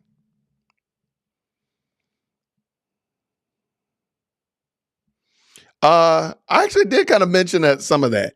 I think she's terribly partial. Absolutely partial. And we'll see it as she pops up in somebody's church this weekend. That's another reason why I wanted to end today, is because the false, phony, and fake churches that are going to be copying and caping for Fani are going to be in full tilt. And I am not deacon of the month this month, so I can pay attention to it. So that's going to be bananas. That's another reason why I want to get done. So those churches can go ahead and show their full colors. Their full colors. You're going to say delayed? Oh my gosh, please don't let it be delayed. Let's get done with this.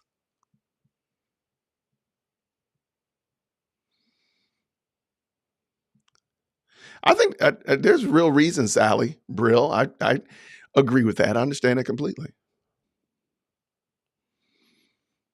But do they have to argue those, Brandy? I think, are they, oh my gosh, I hope they don't.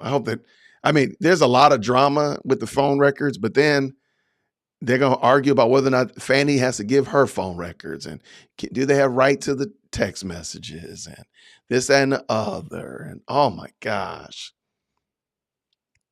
that would be again, to the point that I was making, I don't think they want this case. I've said it before. I don't think the case was solid to start with.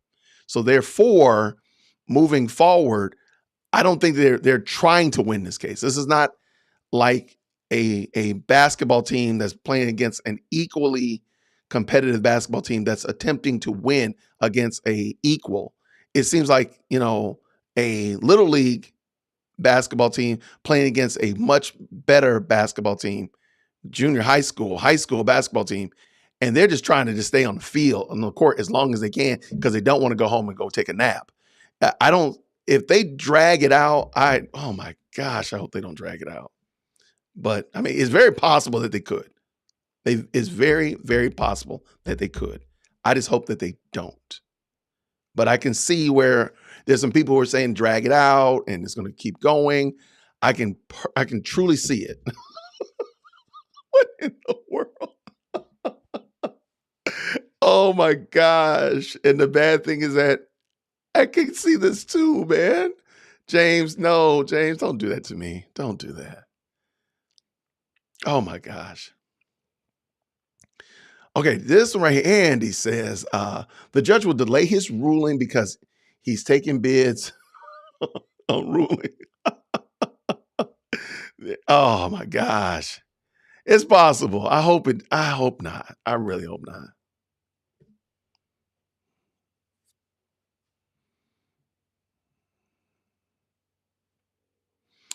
Man. Baby, nobody. Fani's team the other day decided to get an affidavit from the winery and have the person testify she paid cash. Man, if they do that, man. And I do kind of vaguely remember hearing that. So, man, okay, well, I guess we're going to be going through the month of March then, man, because there's no way this is going to, if it doesn't end today, which is March 1st, it's going to go into the weekend. They're already positioning whatever. So let's just say they argue about cell phone data. They argue about cash to wineries, whatever like that. That's going to go all through next week.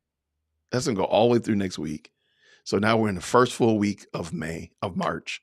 So they're going to go through that. There's no way that's going to get done before the end of the, there's no way this is going to get done. It's either now or just ride this thing all the way to the end of the summer, because that's what's going to end up happening.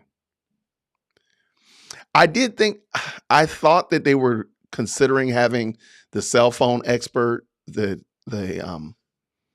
cell hawk person explain, or the private investigator explain how he triangulated. To me, it's a moot point. I think they've already made the point that they were in a relationship before he came on board.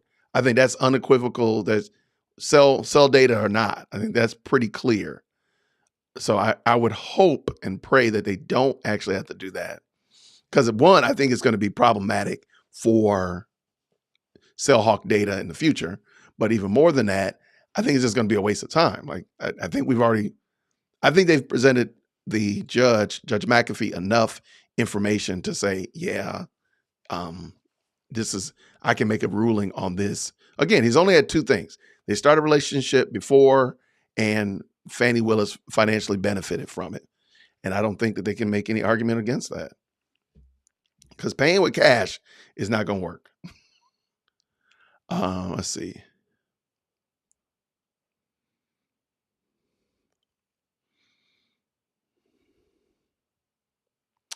Yeah. Oh, there's no question about that, Wonder Mommy. I'm sorry. They already got their appeals written up. I guarantee you. Both sides got their appeals written and got their victory speeches already written.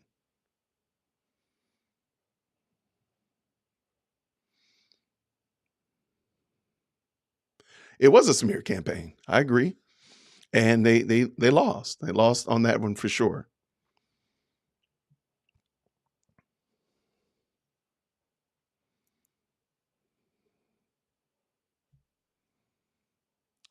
Yeah, this right here, I think this John Jackson said, we should be talking about the fact that the Fulton County DA office has now lost any ethical right to prosecute any of the thousands of cases still on the books. That is true. I don't know if people thought about that.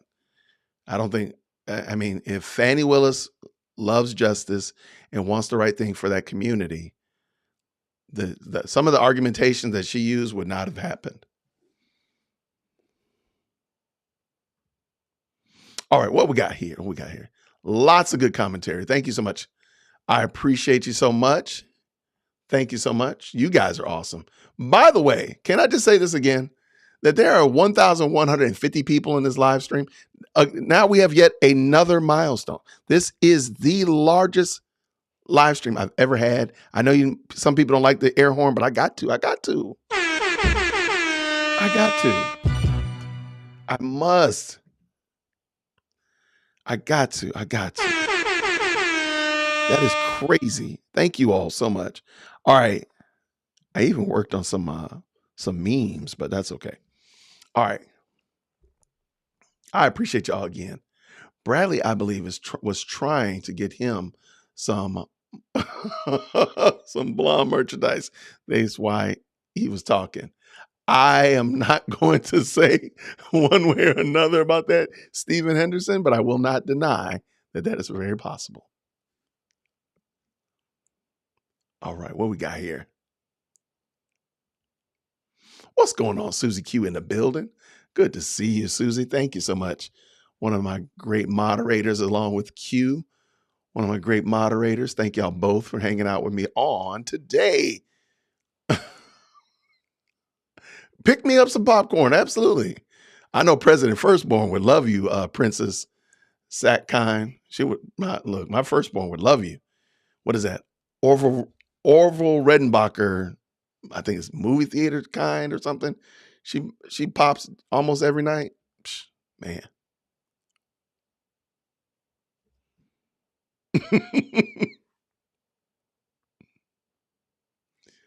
All right, what we got here? Chips and salsa. Hey, the barbecue's still going. Hey, you can still bring it.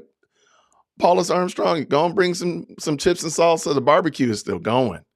Because I got a feeling. Oh, I got a feeling. I'm holding out hope. I think I said I'm about 80-20 sure that this is going to end, but I'm holding out hope. But you just never know.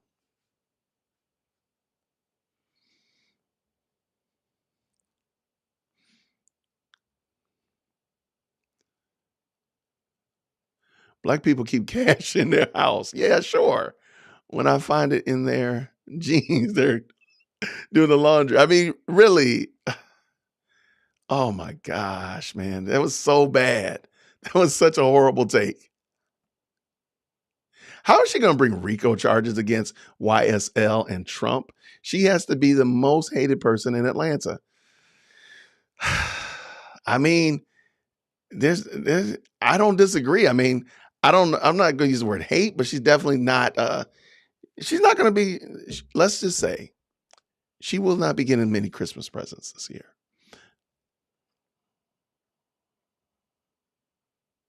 Yeah, and Wonder Mommy, I agree.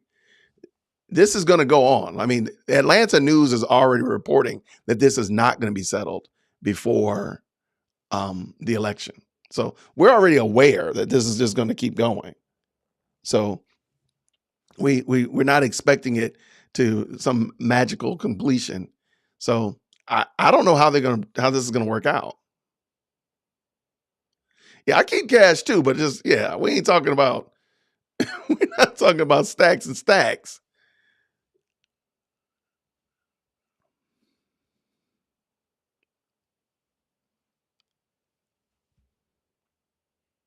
All right, let's see.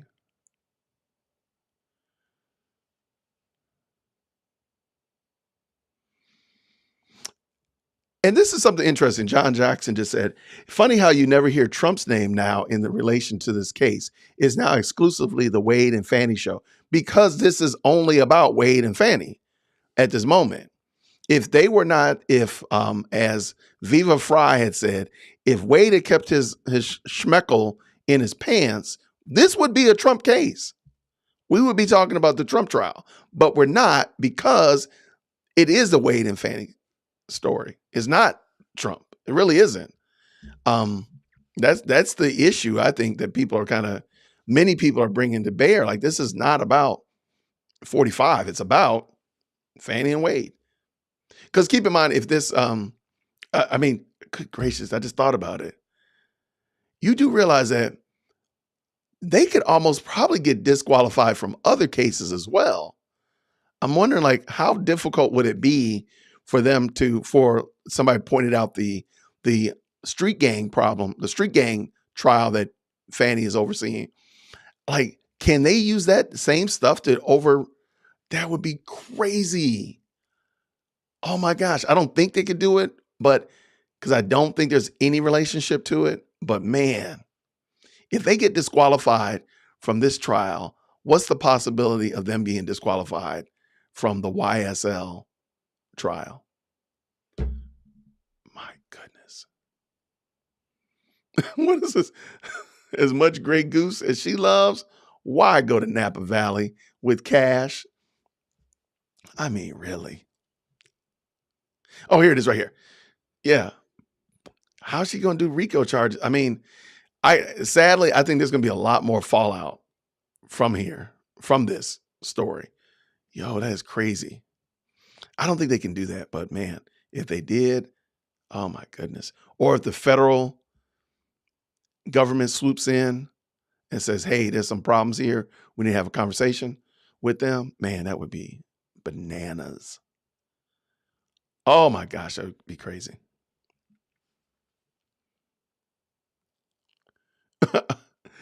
Somebody said, Fani gonna write a book? Let me tell you, she wrote a book. I want to say it's called Find Me the Votes or something like that. It's all about this. What happened in 2020, or her retelling of what happened in 2020. Well, why are we driving to Alabama, Brienne?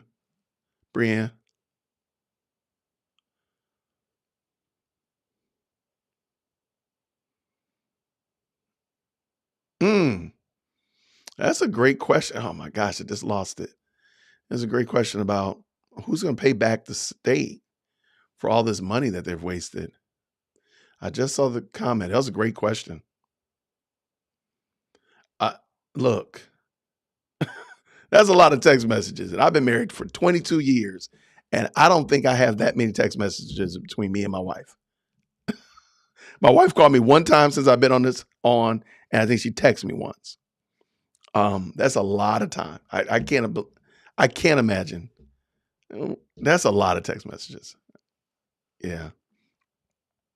Yeah, Fani did lie in court. I do agree. She did lie. She perjured herself. I don't know how that's going to work, though. I don't know what the process is, but in fact, she did. I feel like she did perjure herself. Yeah, absolutely. All right. God give Fani her team victory. Okay. Just missed it. These comments are coming in really fast, which is amazing. Thank y'all so much. Oh, I got a super chat. Thank you. Hey, thank you so much. Grace and peace. Q, who's putting money on their books? Thank you for the super chat. I appreciate it.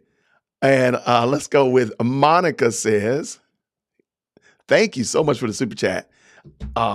Very interesting. I appreciate it. Thank you so much. I appreciate you hanging out with me.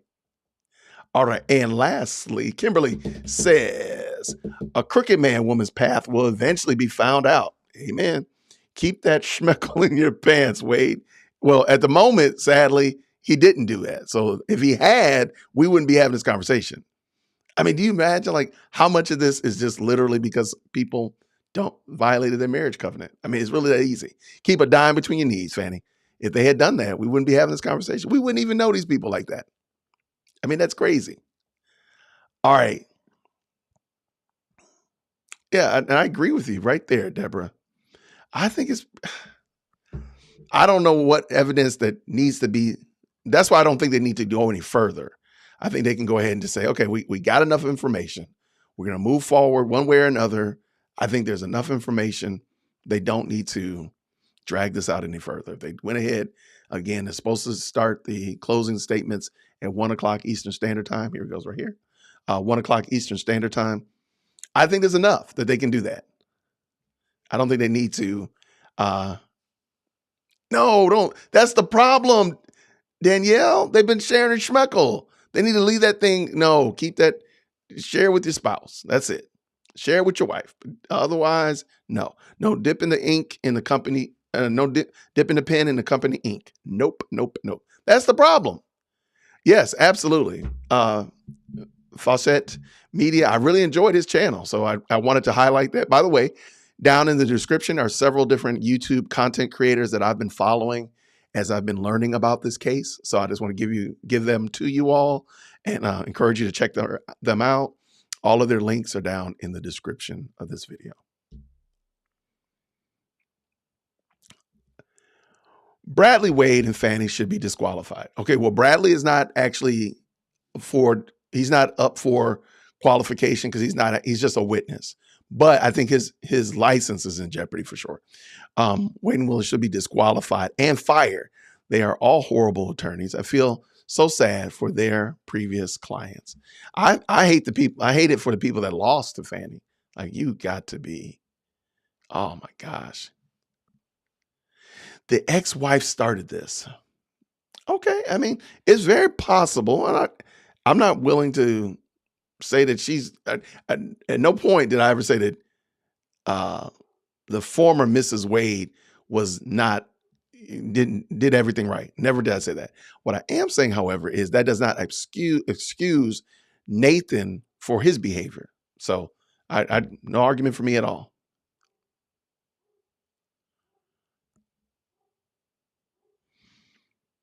All right, so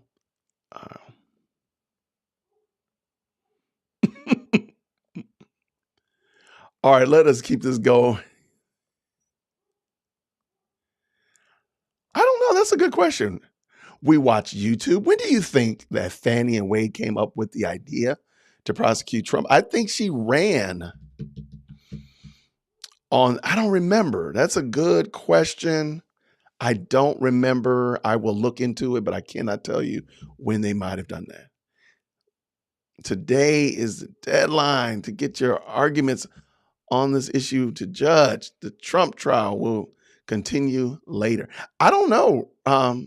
Just to be honest with you, I don't know. I don't think it's going to, if it, again, closing arguments happen today, and let's just say by some wonderful twist of fate, the judge rules from the bench. So let's say they start closing arguments at 1 o'clock, and let's say they finish at 4, and the judge says, here's the verdict at 5 o'clock as the doors are closing. Voila, we're done. 5 o'clock.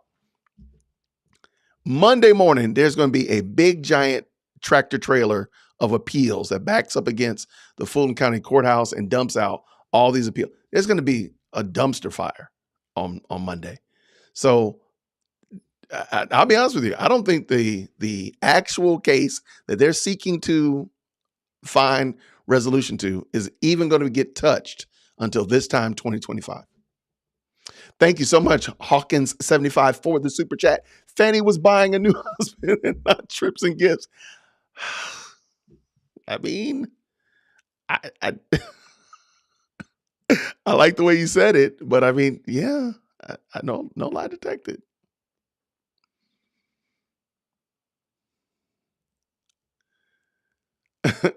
Chris says that Viva Fry is a great balance of legal expertise and zaniness.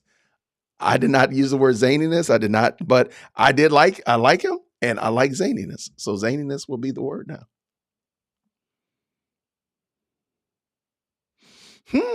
Okay. Let's just Crunch Wrap Supreme. Hey man, what a name. What a name. I think they'll be taken off the case, but they won't be disbarred. Interesting. Okay.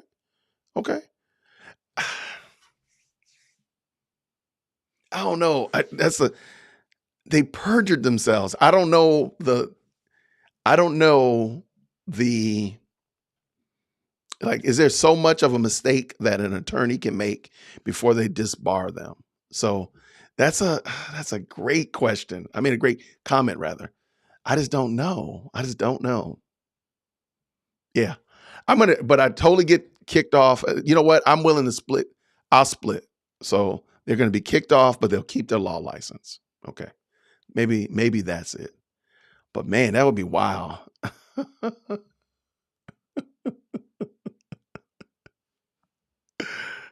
There's somebody, who's this? Duster Bugless, Bishop Nathan, Magic Wade, Pimp of the Year.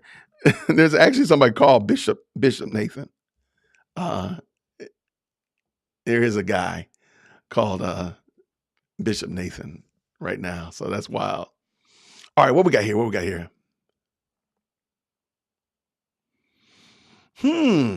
Okay.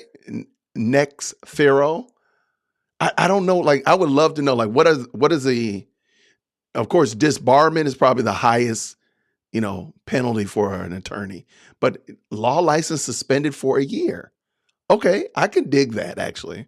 I didn't know. Is that the same thing as being like censured? I guess, I guess, because then you can't practice law for a year. Okay. I didn't think about that. Just suspended for a year or 2 years, whatever. That would be crazy. Like, what do you do if you get your license suspended? Whew. Wow, Emo B.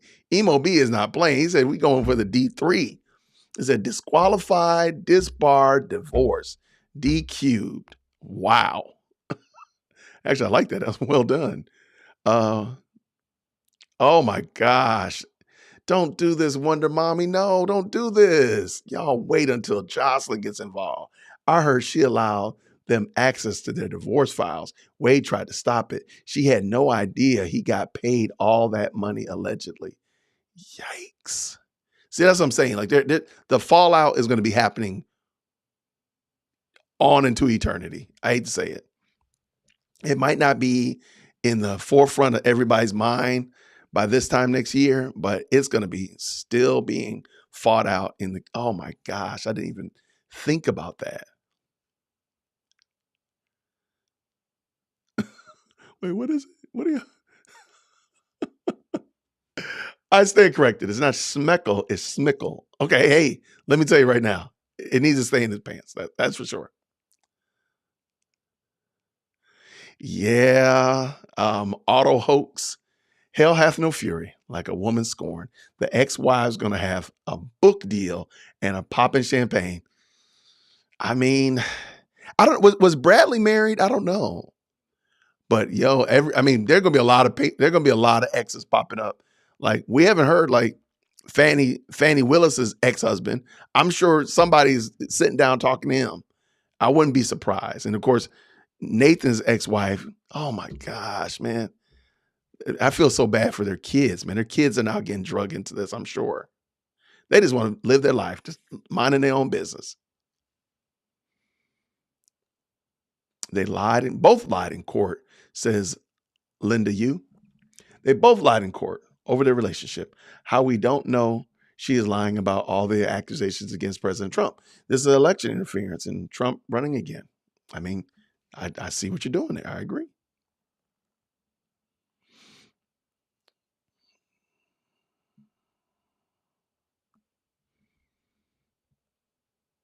I do need, okay, a lot of people are commenting about what was Fani Willis's campaign. I don't know. I do think, I think Next Furo is right. I do think she came in office in 2019. I don't know that emphatically. I had to look that up, but that sounds, as Mike T says, sounds accurate. I agree with that. They both will be sanctioned. Is that like, okay, so drama must remain on the stage? Is that like have your law license suspended? Or are you sanctioned meaning like, what is that? What does a sanctioning mean? Right. This is an excellent question. Like, who's going to employ them now? Definitely like who's going to reach out for Terrence Bradley though? Who's checking on Terrence Bradley? Yeah. I mean, if they're able to practice law, they could probably practice some kind of law that is not outward facing. So like something that people don't have to see you or you have to engage with the public. But yeah, in a criminal sense, oh, absolutely not. I think you're right. I think you're right, Wonder Mommy. The feds are going to have them disbarred. I wouldn't be surprised. There's no reason to believe otherwise. That's the thing I don't get. Yeah.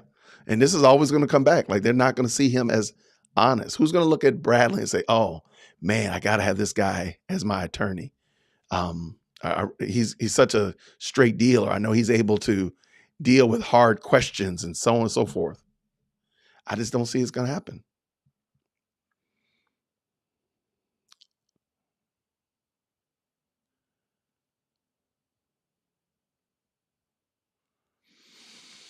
I don't know, Melissa. Melissa Fountain says, I still do not understand if their credibility is completely unraveled, what will happen to their case against DJT or Donald Trump? I don't know. That's a great question. I don't know. That's why I don't think this case is actually as good as they made it sound.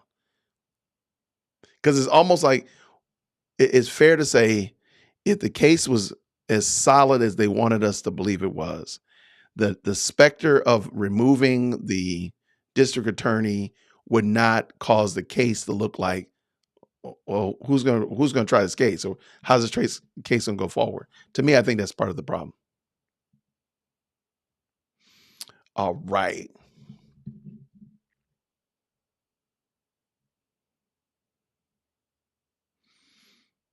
Those three are officers of the court. They were playing with RICO themselves. You know, I can kind of see that. I learned a little bit about RICO, and I can kind of see where you're going with that.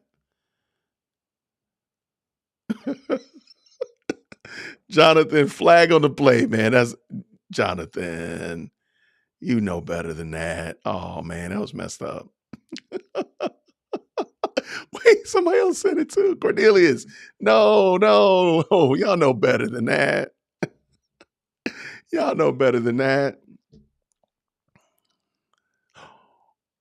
Really? Crunchwrap Supreme. So if you get suspended, if I were an attorney and I got suspended, I'd have to go take the test again? Take the bar exam again? Wow, man. I mean, I would think that most of them, as Corey said, are procedure rich and they're able at least to handle that part. But man, if you've not taken your bar exam, if you took the bar exam, 15, 20 years ago, and you have to go back and retake it, that could probably be arduous. But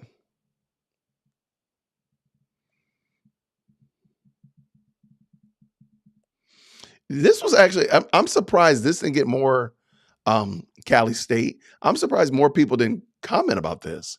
Getting kicked off the case has zero consequences for Fani, basically hiring an attorney who has never tried a felony case. Like, to me, I think that was more problematic than anything else. This is such a high value case why would you not?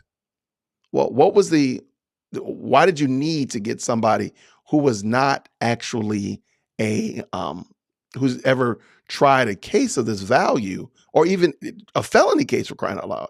Why would you get somebody like that? To me, I don't know what that was about. To me, that just seemed like a really not well thought out plan.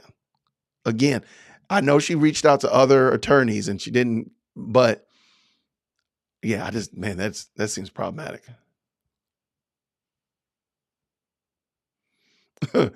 Tux Avery says, wait until she goes in front of Congress. Then you're going to see the heat. I mean, no lie detected.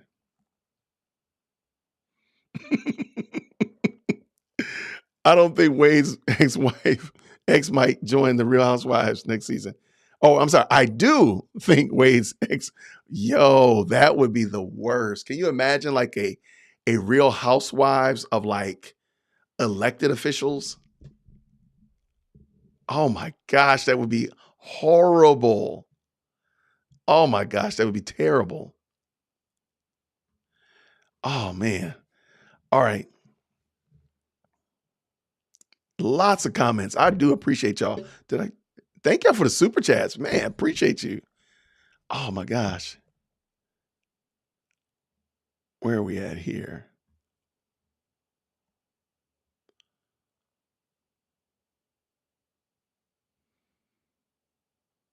Right. And I like if they made you go back and retake the bar, like you get your license suspended and you have to pass the bar again, that could be pretty arduous, man. Especially if you haven't done that in a while.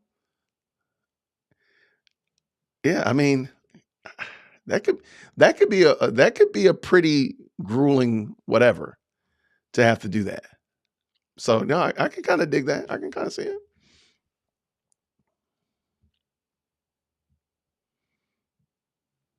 All right, let's see.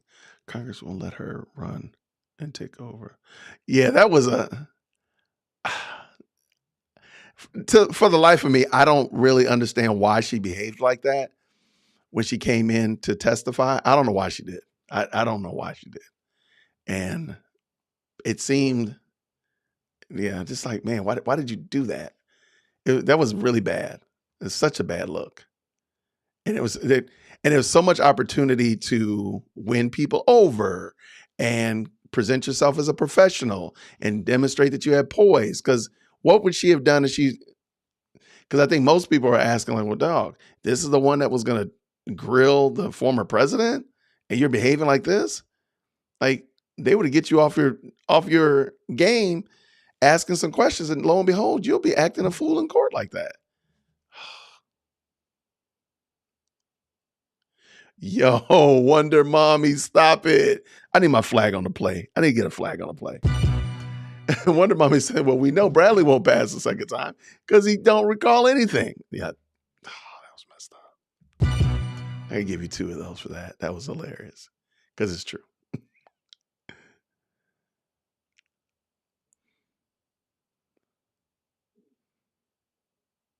Yeah, there's going to be some there will be some fallout from this for sure.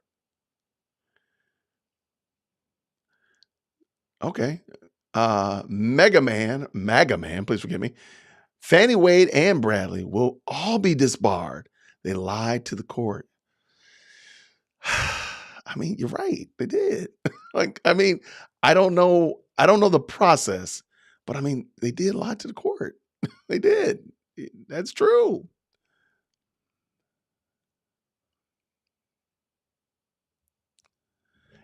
Man, that's yeah, I agree with you. I can't argue. No argument for me. Does anyone know, this is Susie Q, does anyone know how big the ethics section of the bar is? Because all of them may have done trouble on that part. Yeah, some trouble, I think you're trying to say. No, I agree 100%.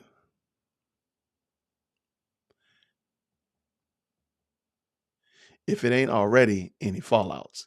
I agree, ANJA. Yeah, there's going to be problems. The ripple effects of this are going to be just like the actual case that they're trying to try would have some long-lasting impact. The impact from this, again, there's just so many layers. There's levels to this thing, as my brother likes to say. That this is gonna be wild. Wild. Oh my gosh. How about this? Candace Owens for Fulton County DA. That would be kind of fun. I don't know. Does Candace doesn't have a law license, right? She's not a lawyer. I don't think so. But that would be crazy too. That would be fun.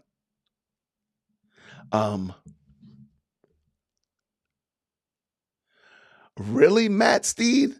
Nothing? Huh. Matt Steed says, come on now. This is Atlanta. Nothing's going to happen to them. Nothing? I disagree. Simply because everybody's talking about this. This is just like Tiffany Henyard. Tiffany Henyard has to go to jail. She's the mayor of Dalton, Illinois. She's going to have to go to jail. We're not just talking about if this were let's take this exact same situation minus Donald Trump, and you just put it to some little postage stamp in Missouri or some little small little alcove in New Hampshire. If that were happening there and nobody was watching it and it wasn't on the news, like literally, if you turn your news on right now, within 10 minutes, you're going to hear something about this case. I'm sorry. I don't think they're going to get away with nothing is going to happen to them because I dare to say it's global. I dare to say that it's global. So something's going to have to happen. Now, to what degree and magnitude will we all agree and amen that we think that this is the right thing to happen to them? I doubt highly of that. However, there's going to be some censure. Somebody said some suspensions, maybe total disbarment. Yeah. But I don't think nothing's going to happen. That Atlanta is gone. The nothing that happened Atlanta, I think is gone, especially in this case. But I could be wrong. But Atlanta must be stopped nonetheless. Well, thank you so much, Carmen Knowles. Thank you for being a new subscriber. Thank you.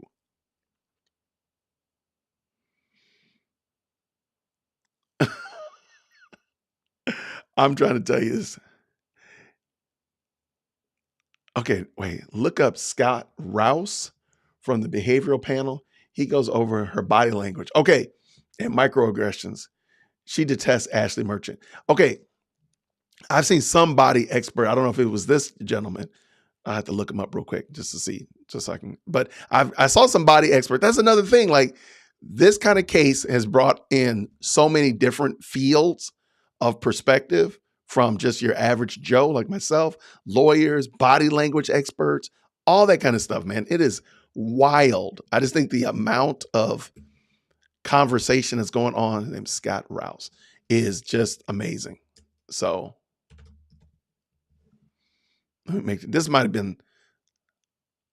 No, I didn't see this guy before. Thank you so much. Drama must remain on the stage. I have not seen this gentleman before, but I have seen others that are talking about it. And I see his video on Fani. It's not really long. Okay. So I'll have to check that out. And, but I've seen other ones as well kind of give their 2 cents on it. And I just think it's kind of cool. There's lots of cool things to learn from these stories. Roderick, there we go. Shout out to Atlanta. He says, as a Fulton County resident, I don't want her. Look. And let me tell you, I'm in Cobb County. We don't want her either. So y'all can just go ahead and keep her.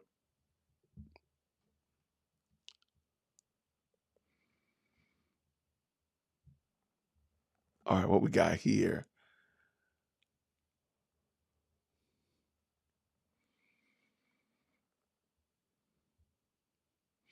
Yeah, Wonder Mommy says, I was shocked when Fani got on the stand. The level of professionalism was below the belt low. None of them are qualified to hold the current positions. Matter of fact, they need to go back to law. I think you're going to say law school. There was a lot of, and Corey made a great point. lots of these people are familiar with procedures. Most of them don't actually have to go try a case in a court or before a jury or whatnot, because they just follow the steps, wash, rinse, repeat, and it gets done. They don't actually have to go into court. So this is kind of what we would expect. And lawyers are not the best witnesses. I think we saw that with Terrence. Wow. DJ H says, you're right. Global. We're watching from the UK. Shout out. Thank you so much. Right. That RP13 says they got to do something. RP13 just said, look, they got to do something. I agree. And it can't be just a slap on the wrist. You got to pay a $200 fine. We know Fani got $200 on her, so it's got to at least be some money. Make her go home and get it out of the safe or whatever like that. At least that. Yo, thank you so very much.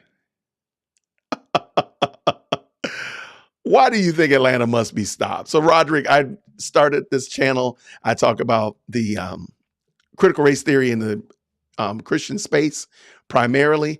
And I noticed that here in Atlanta, we have lots and lots and lots of bad, false, phony, and fake churches. So I started out, I picked it up from another YouTuber and it said, Atlanta must be stopped. We must stop with the false, phony, and fake churches. And people like Jamal Bryant, people like William Murphy, Creflo Dollar. And we must stop that. We must stop with Andy Stanley. We must stop with the false, phony, and fake churches that put on these shows, that put on these displays of complete and utter contempt for God's word. So that's why I just started saying Atlanta must be stopped. I actually did talk to a t-shirt designer, so don't be surprised if there's an Atlanta must be stopped t-shirt popping up real soon. How can a DA election results be in before the presidential results? I don't know. That's a great question. See this thing right here, man. There's so many levels to this thing. There's levels to it. Got to look into that. I got to.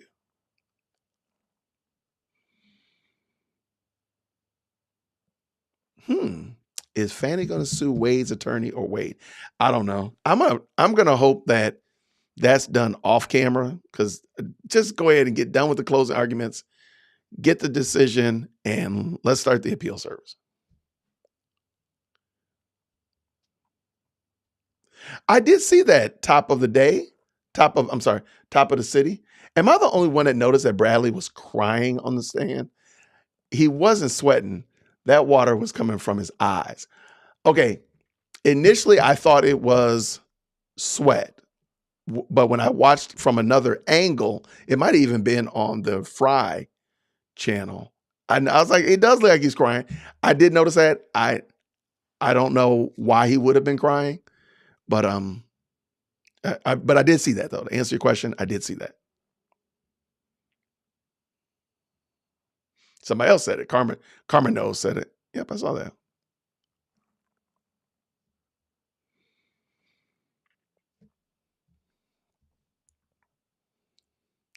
The coverage starts at 1 o'clock. Somebody asked 1 o'clock Eastern Standard Time, so Atlanta time. For those people that are looking and wondering. Woo. Fani has no grounds to sue. Yeah, I don't know what they would sue for, but look, I don't want any more wrangling in the news. I want this thing to be over with, at least to this degree, so we can start moving forward, but I doubt it. Yeah, I mean,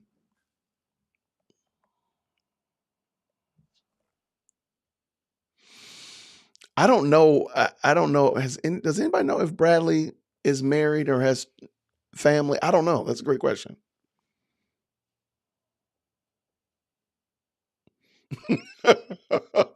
Juan Santiago says that Bradley was sad because he realized he won't be calling Ashley Merchant 2,000 times. That is hilarious. That is hilarious. I have to give you one for that. That's hilarious. Lots of people are saying this, Wonder Mommy. I feel that he was threatened by Wade. He's scared of him, like they said, and he was tearing up because he knows he messed up. Okay. I look, I don't disagree with that. I think there's probably some truth there.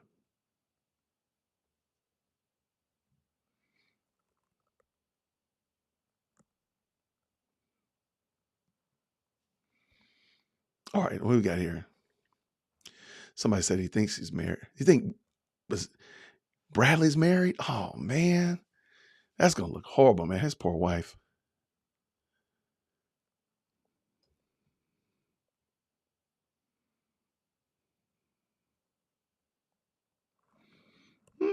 I don't know. That's a great question. If client attorney can be pierced, does that mean executive privilege can be eliminated for Trump? I don't know. That's another valid question. I don't think they're on the same level, but hey, I don't think it's a bad question to ask. You only pay cash, Mark K says. Only pay cash.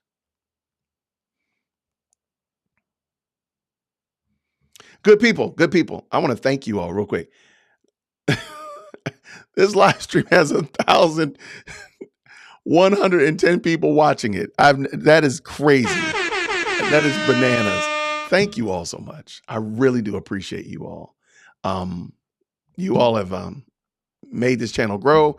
You drove up interest in it, all that kind of fun stuff. It just makes it fun. Great day. Thank you so much. I am hoping that if they start at 1 o'clock, it's 11 o'clock now. If they start at 1 o'clock, I'm hoping that we'll be able to jump in and do a little conversing about the shenanigans that are happening. Hopefully it'll be straight and to the point. Maybe we'll pull up the lead attorney and watch it, all that kind of good jazz. But yeah, this is going to be okay. So I'm going to give my final prediction. I want to give my prediction. They are going to finish today. There's going to be no more evidence, no more calling of witnesses. They are going to finish today, but Judge McAfee is not going to rule today. He'll rule Monday or Tuesday or something like that. And in the meantime, I'm going to go on a limb. Fani's going to pop up in somebody's church Sunday. And I'm going to say even Nathan Wade is going to show up in somebody's church on Sunday. Or they're going to at least talk about him. You definitely know they're going to talk about him, okay? And the judge is going to determine it on Monday or Tuesday. It'll probably, whichever way it goes, the appeal process will be fast and furious. They'll probably have the appeals in their hand or the celebratory message in their hand. Victory speech in one hand, appeals in the other. So they'll be ready either way. But so that's what I think. They are going to finish today. I think they are going to close it up. But then they're going to, if they show up at the same church, Mike, that's going to be so terrible. That would be horrible. I think they're going to divide. I think they're going to divide and conquer. Because remember, they don't hold hands. They don't like being seen in public. Yeah, we are waiting for sure. So I'm going to go with, so my prediction is that they will finish it. There'll be no more calling of witnesses or evidence, whatever like that. But it'll be given to the court, but Judge McAfee will not make a ruling in immediate, like bang. As much as I would love for him to do that. I would love for him to say, hey, this is what I've ruled. But it'll probably be Monday or Tuesday. And then somehow or another, Fani and even Nathan might pop up in a church this Sunday. That thing is so funny that they do that, man. That is so embarrassing. Whoa, thank you for the super chat. What do we got here? Hold on. Yikes. I'm going to get better at this, I promise y'all. I appreciate you. Thank you so much. Conundrum. Is that how you say it? Conundrum. As a member of the bar since 1998, I've never seen such a fumble by a litigator. This hearing is the least of her worries. Really? Oh, I got questions now. See, I was about to wrap this up. Where have you been? I got questions. Conundrum? So what do you think is going to happen? I want to know. What do you think is going to happen, Conundrum? Now we got a legal expert. The judge would not have committed to a written decision outlining all of the evidence if he was just going to allow her to remain. Okay, see? That's what I'm talking about, man. There's so many smart people here. The evidence here is overwhelming. Yeah, it jumped all the way to the beginning. Yeah, I think I don't think there's any more evidence needed, in my 2 cents.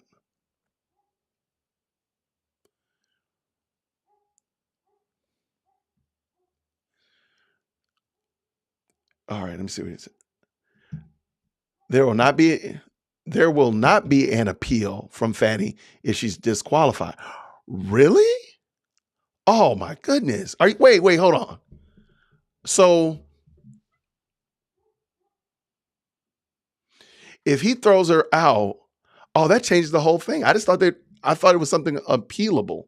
Is that a word? Appealable? I thought I'm loving this. Oh, so that means it could be done? Oh, conundrum. We might have to have a talk. Thank you, Mary Kay, for the super sticker. Thank you so much. Pear character flying in the air with a red cape and a smile on his face. I got you. Oh, that's the super sticker. They describe the sticker to you when you do that. Thank you so much. I got so many more questions now. Now, the judge worked for Fani? I'm hesitant to throw somebody under the bus for working with somebody. Yeah. Again, I don't know if they worked with them, but I totally get it. I'm real hesitant to throw somebody under the bus for that. This old adage right here, what a tangled web we weave when first we practice to deceive. And this is extremely appropriate.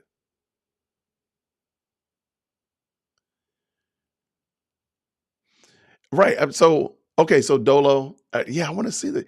If she cannot appeal and Wade cannot appeal, well, it would be Fani that would be disqualified and Wade would be subsequently disqualified. Also, it's not an appealable verdict. Oh, then I think he might actually decide then today and just be done with it. Oh, okay. If that's the case, then I think they might actually be done.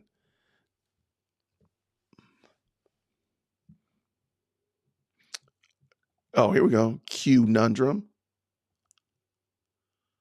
Right, there we go. There you go, Q. Brother Q, Conundrum.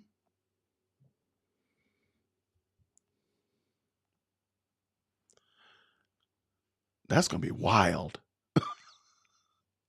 That's going to be wild. Oh, that's going to be a whole, if you cannot appeal the decision, that's going to be wonderful. I might actually change my my prediction then. I might change my prediction.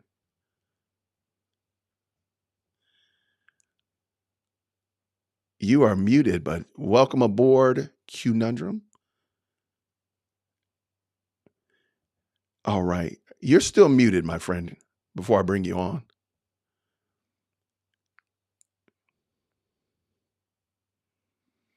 Has muted themselves. So you've muted yourself, my friend. But you do have a great hairstyle, by the way. So therein is that. It says that, come on. And he's bearded. So look, I'm not biased or anything like that, but I approve of bearded Black people. I approve of that message. It says that you're muted. It says you've muted yourself. Give me 1 second. Let me drop you out. Let the people see me. Bring you in.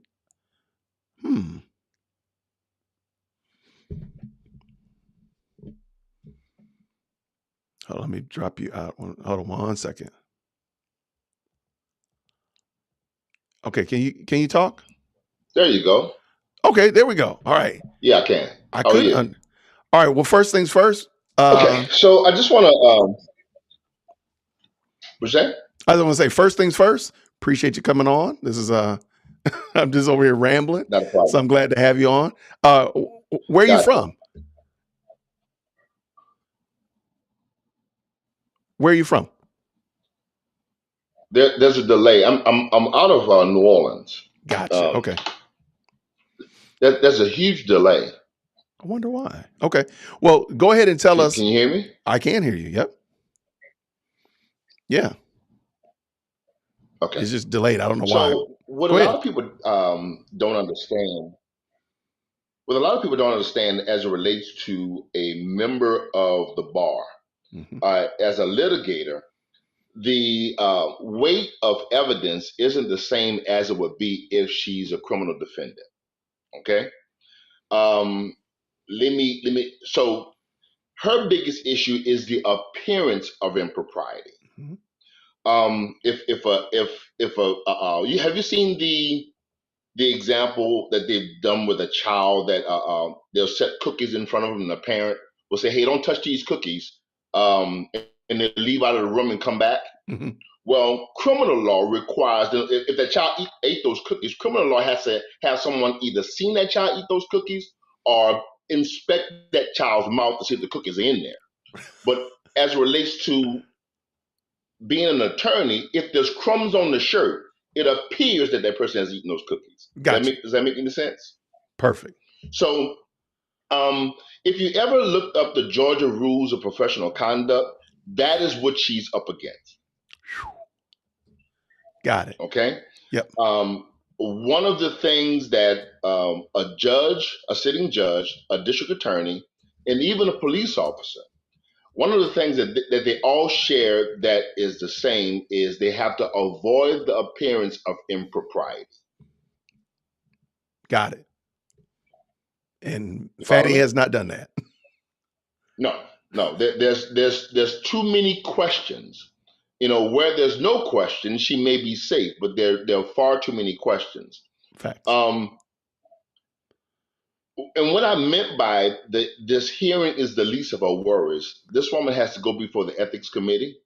She has to explain much of what has been given under oath. The dumbest thing she could have done was invited herself to her own massacre. She came and she gave her testimony, and she wasn't invited. She wasn't even considered a witness. Right. The smartest thing she could have done as a prosecutor is remove herself from the case and operate it from the shadows. Wow. Okay. So, because she failed to do the honorable thing, which is lay down her queen and just start the game anew, now she has all these other issues. One of the things that she's going to have to deal with is the handling of the cash. Right now, I think her nickname is Fani, where the cash at Willis. She's going to have to answer for that, man. And there are entities that are building cases on her in the shadows. Let me ask you a question. How much trouble would Fani have been in if she never had come in to be on the witness stand? Because it seemed like most of her problems started with the witness stand. None. No trouble at all. Wow. None. So she put her own self in. You have to understand that what the relationship, absolutely. The relationship between her and Nathan Wade was merely an allegation. She actually shed more light on that by coming to testify. She did, yeah. Let's play that game. I mean, if let's say that she never come in and never confirmed nor denied the relationship. So you're saying she wouldn't have been in trouble at all? She would have had to recuse herself. Then at that point, that takes a whole nother turn. If Donald Trump and his cohorts decided to plead guilty today or tomorrow, that doesn't mean that her troubles will go away. Wow. She still will have to go before the ethics committee. She still will face disbarment, and she still will face all the other plethora of things that she's brought upon herself.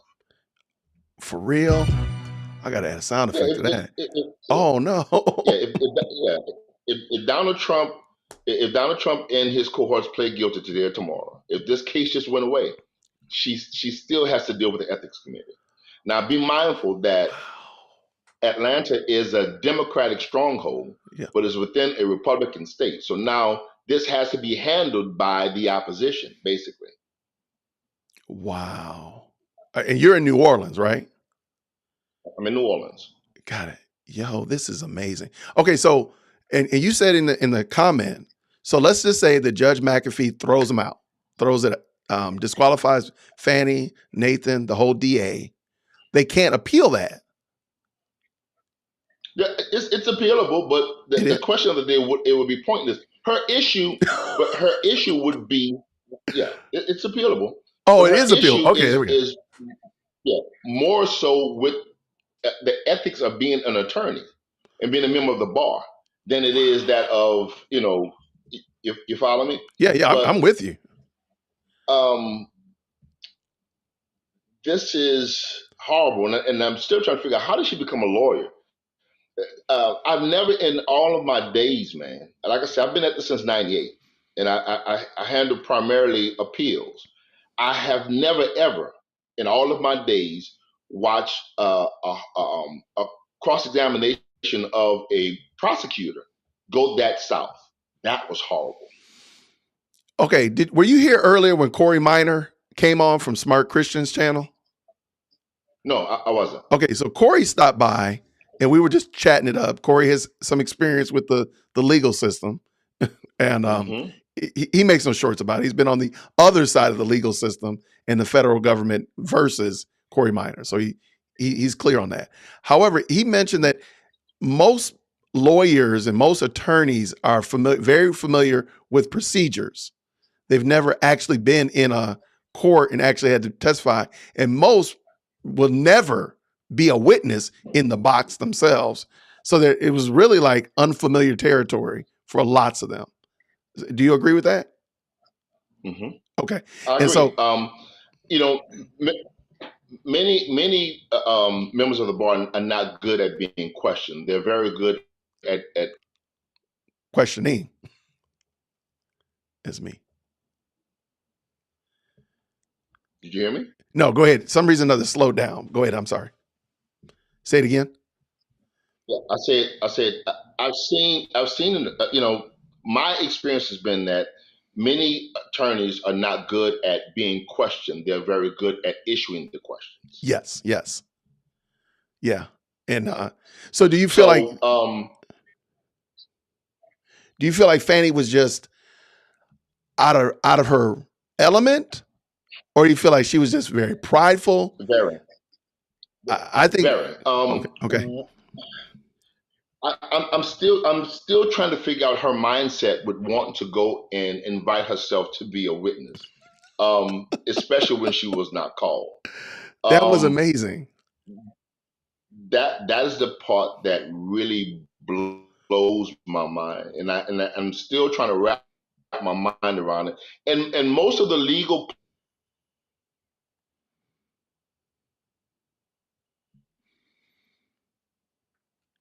Is it me? Uh-oh. It's a conspiracy, man. It's a conspiracy. Some reason or another, my man is frozen. Conundrum is frozen. Let me bring him back in. All right, let's see if I can bring him back in. Oh, man, he was going good. He was cooking.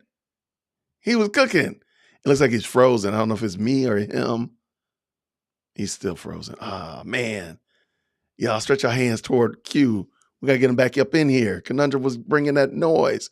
Okay, so he made some great points that, I don't know what happened. Oh, man, that was terrible. He made some great points that it is something that they can appeal, but for what reason? What would be the purpose of it?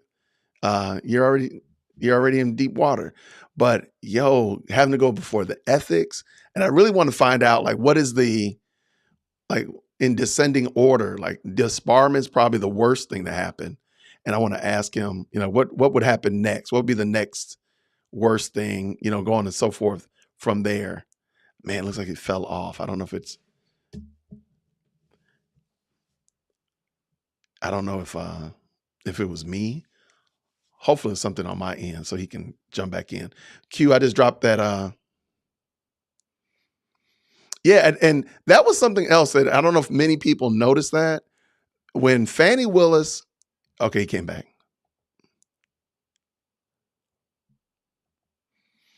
All right, so let's get you back up in here. All right. So I want to add one more thing. Jump back in. Q, I just dropped that. Oh wait, let me turn this volume down over Yeah, here. and that was something else that I don't know if many people noticed that. I know that guy. All right, you there? Yep, right here. Okay, so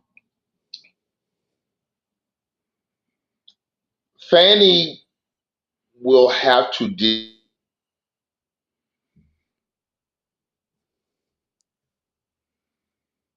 Oh man, come on, no, don't. It's a conspiracy.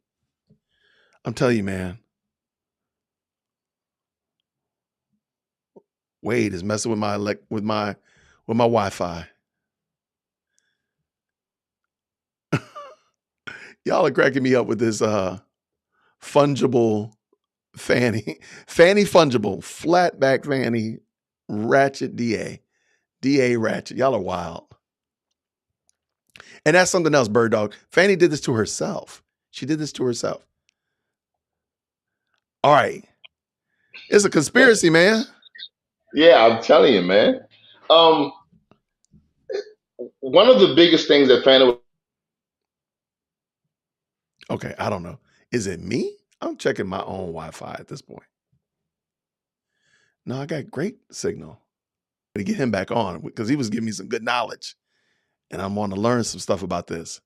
But and I apologize for that, but I appreciate your patience as we were trying to navigate that. Yeah, this is going to be a wild time. So I'm going to stick with my prediction that they are going to close it up and wrap it up, put a bow on it today. But I don't know if the judge is going to decide today. But I like how Quinundrum pointed it out. Like, you don't have to have the same evidence as in a criminal trial as you do in this type of trial. So I think there's more than, we've said it before, that there's overwhelming evidence. If that's the case, then it's more than overwhelming. It is like astronomical evidence that there's more than enough evidence that this case should be done. So hopefully, oh my gosh, that'd be great if it's done. But wow, I mean, there's some great comments in here, and I want to thank you all for all of them. Thank you.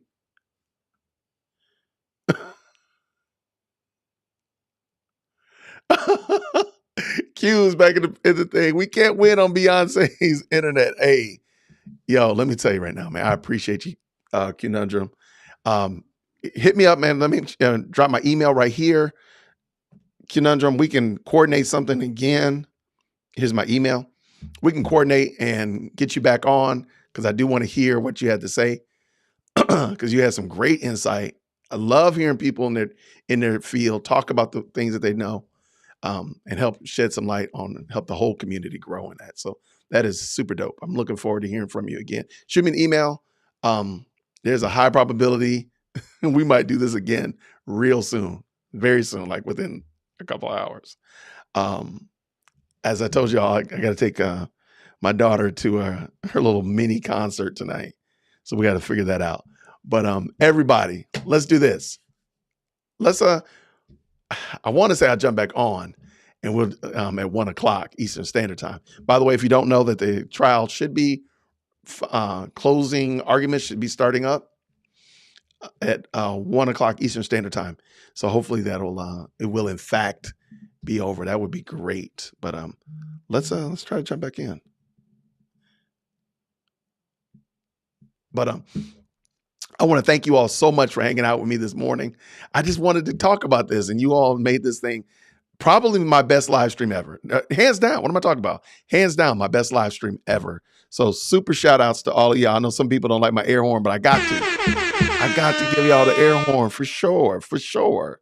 But I thank you all so much, not only for your support, thank you for the super chats, thank you for the super stickers, but just thank you for watching the show, man, and hanging out with me and giving me some feedback and such like that. Trying to find a meme I don't have a good meme yet. I got to add some memes to my stream deck for y'all. But hey, I really do appreciate all of you all. I'm looking forward to hopefully hearing from Conundrum, and we can coordinate something in the future and have you all have him come in and get some expert. Oh, how great would it be if it's over today, and we can get Q back on and we can talk about what was the verdict. And oh man, that'd be great. Let's see if we can get him back on here. So hopefully Conundrum can hear me talking, and he definitely you're welcome to come back on. Shoot me an email. We can coordinate something today. Make sure we got the good internet, not the Beyonce internet like you just said right here. Not the Beyonce internet, but get you back on so we can hear your thoughts as this thing wraps up. That would be dope all the way. Everybody, thank you so much. All of you all, thank you very much. I'm going to wrap up the morning and get the rest of the day started, because I did not even get my day started. But I want to thank y'all so much. You guys are great. Oh man, this has been amazing. Thank you for the best live stream I've ever had. Bar none. That's amazing to say that and to have you all participate with me and help me grow this channel. Shout out to all the new subscribers. Shout out to everybody that liked the video. Shout out to the 11 people that gave it a thumbs down. Hey, I appreciate it nonetheless. Hey, I'm trying to get better. So feel free if you want to shoot me an email. My email is in the chat right here. There it is right there. If you want to follow me on all the various and sundry socials, there they are right there as well. Thank you so much. I really do appreciate it.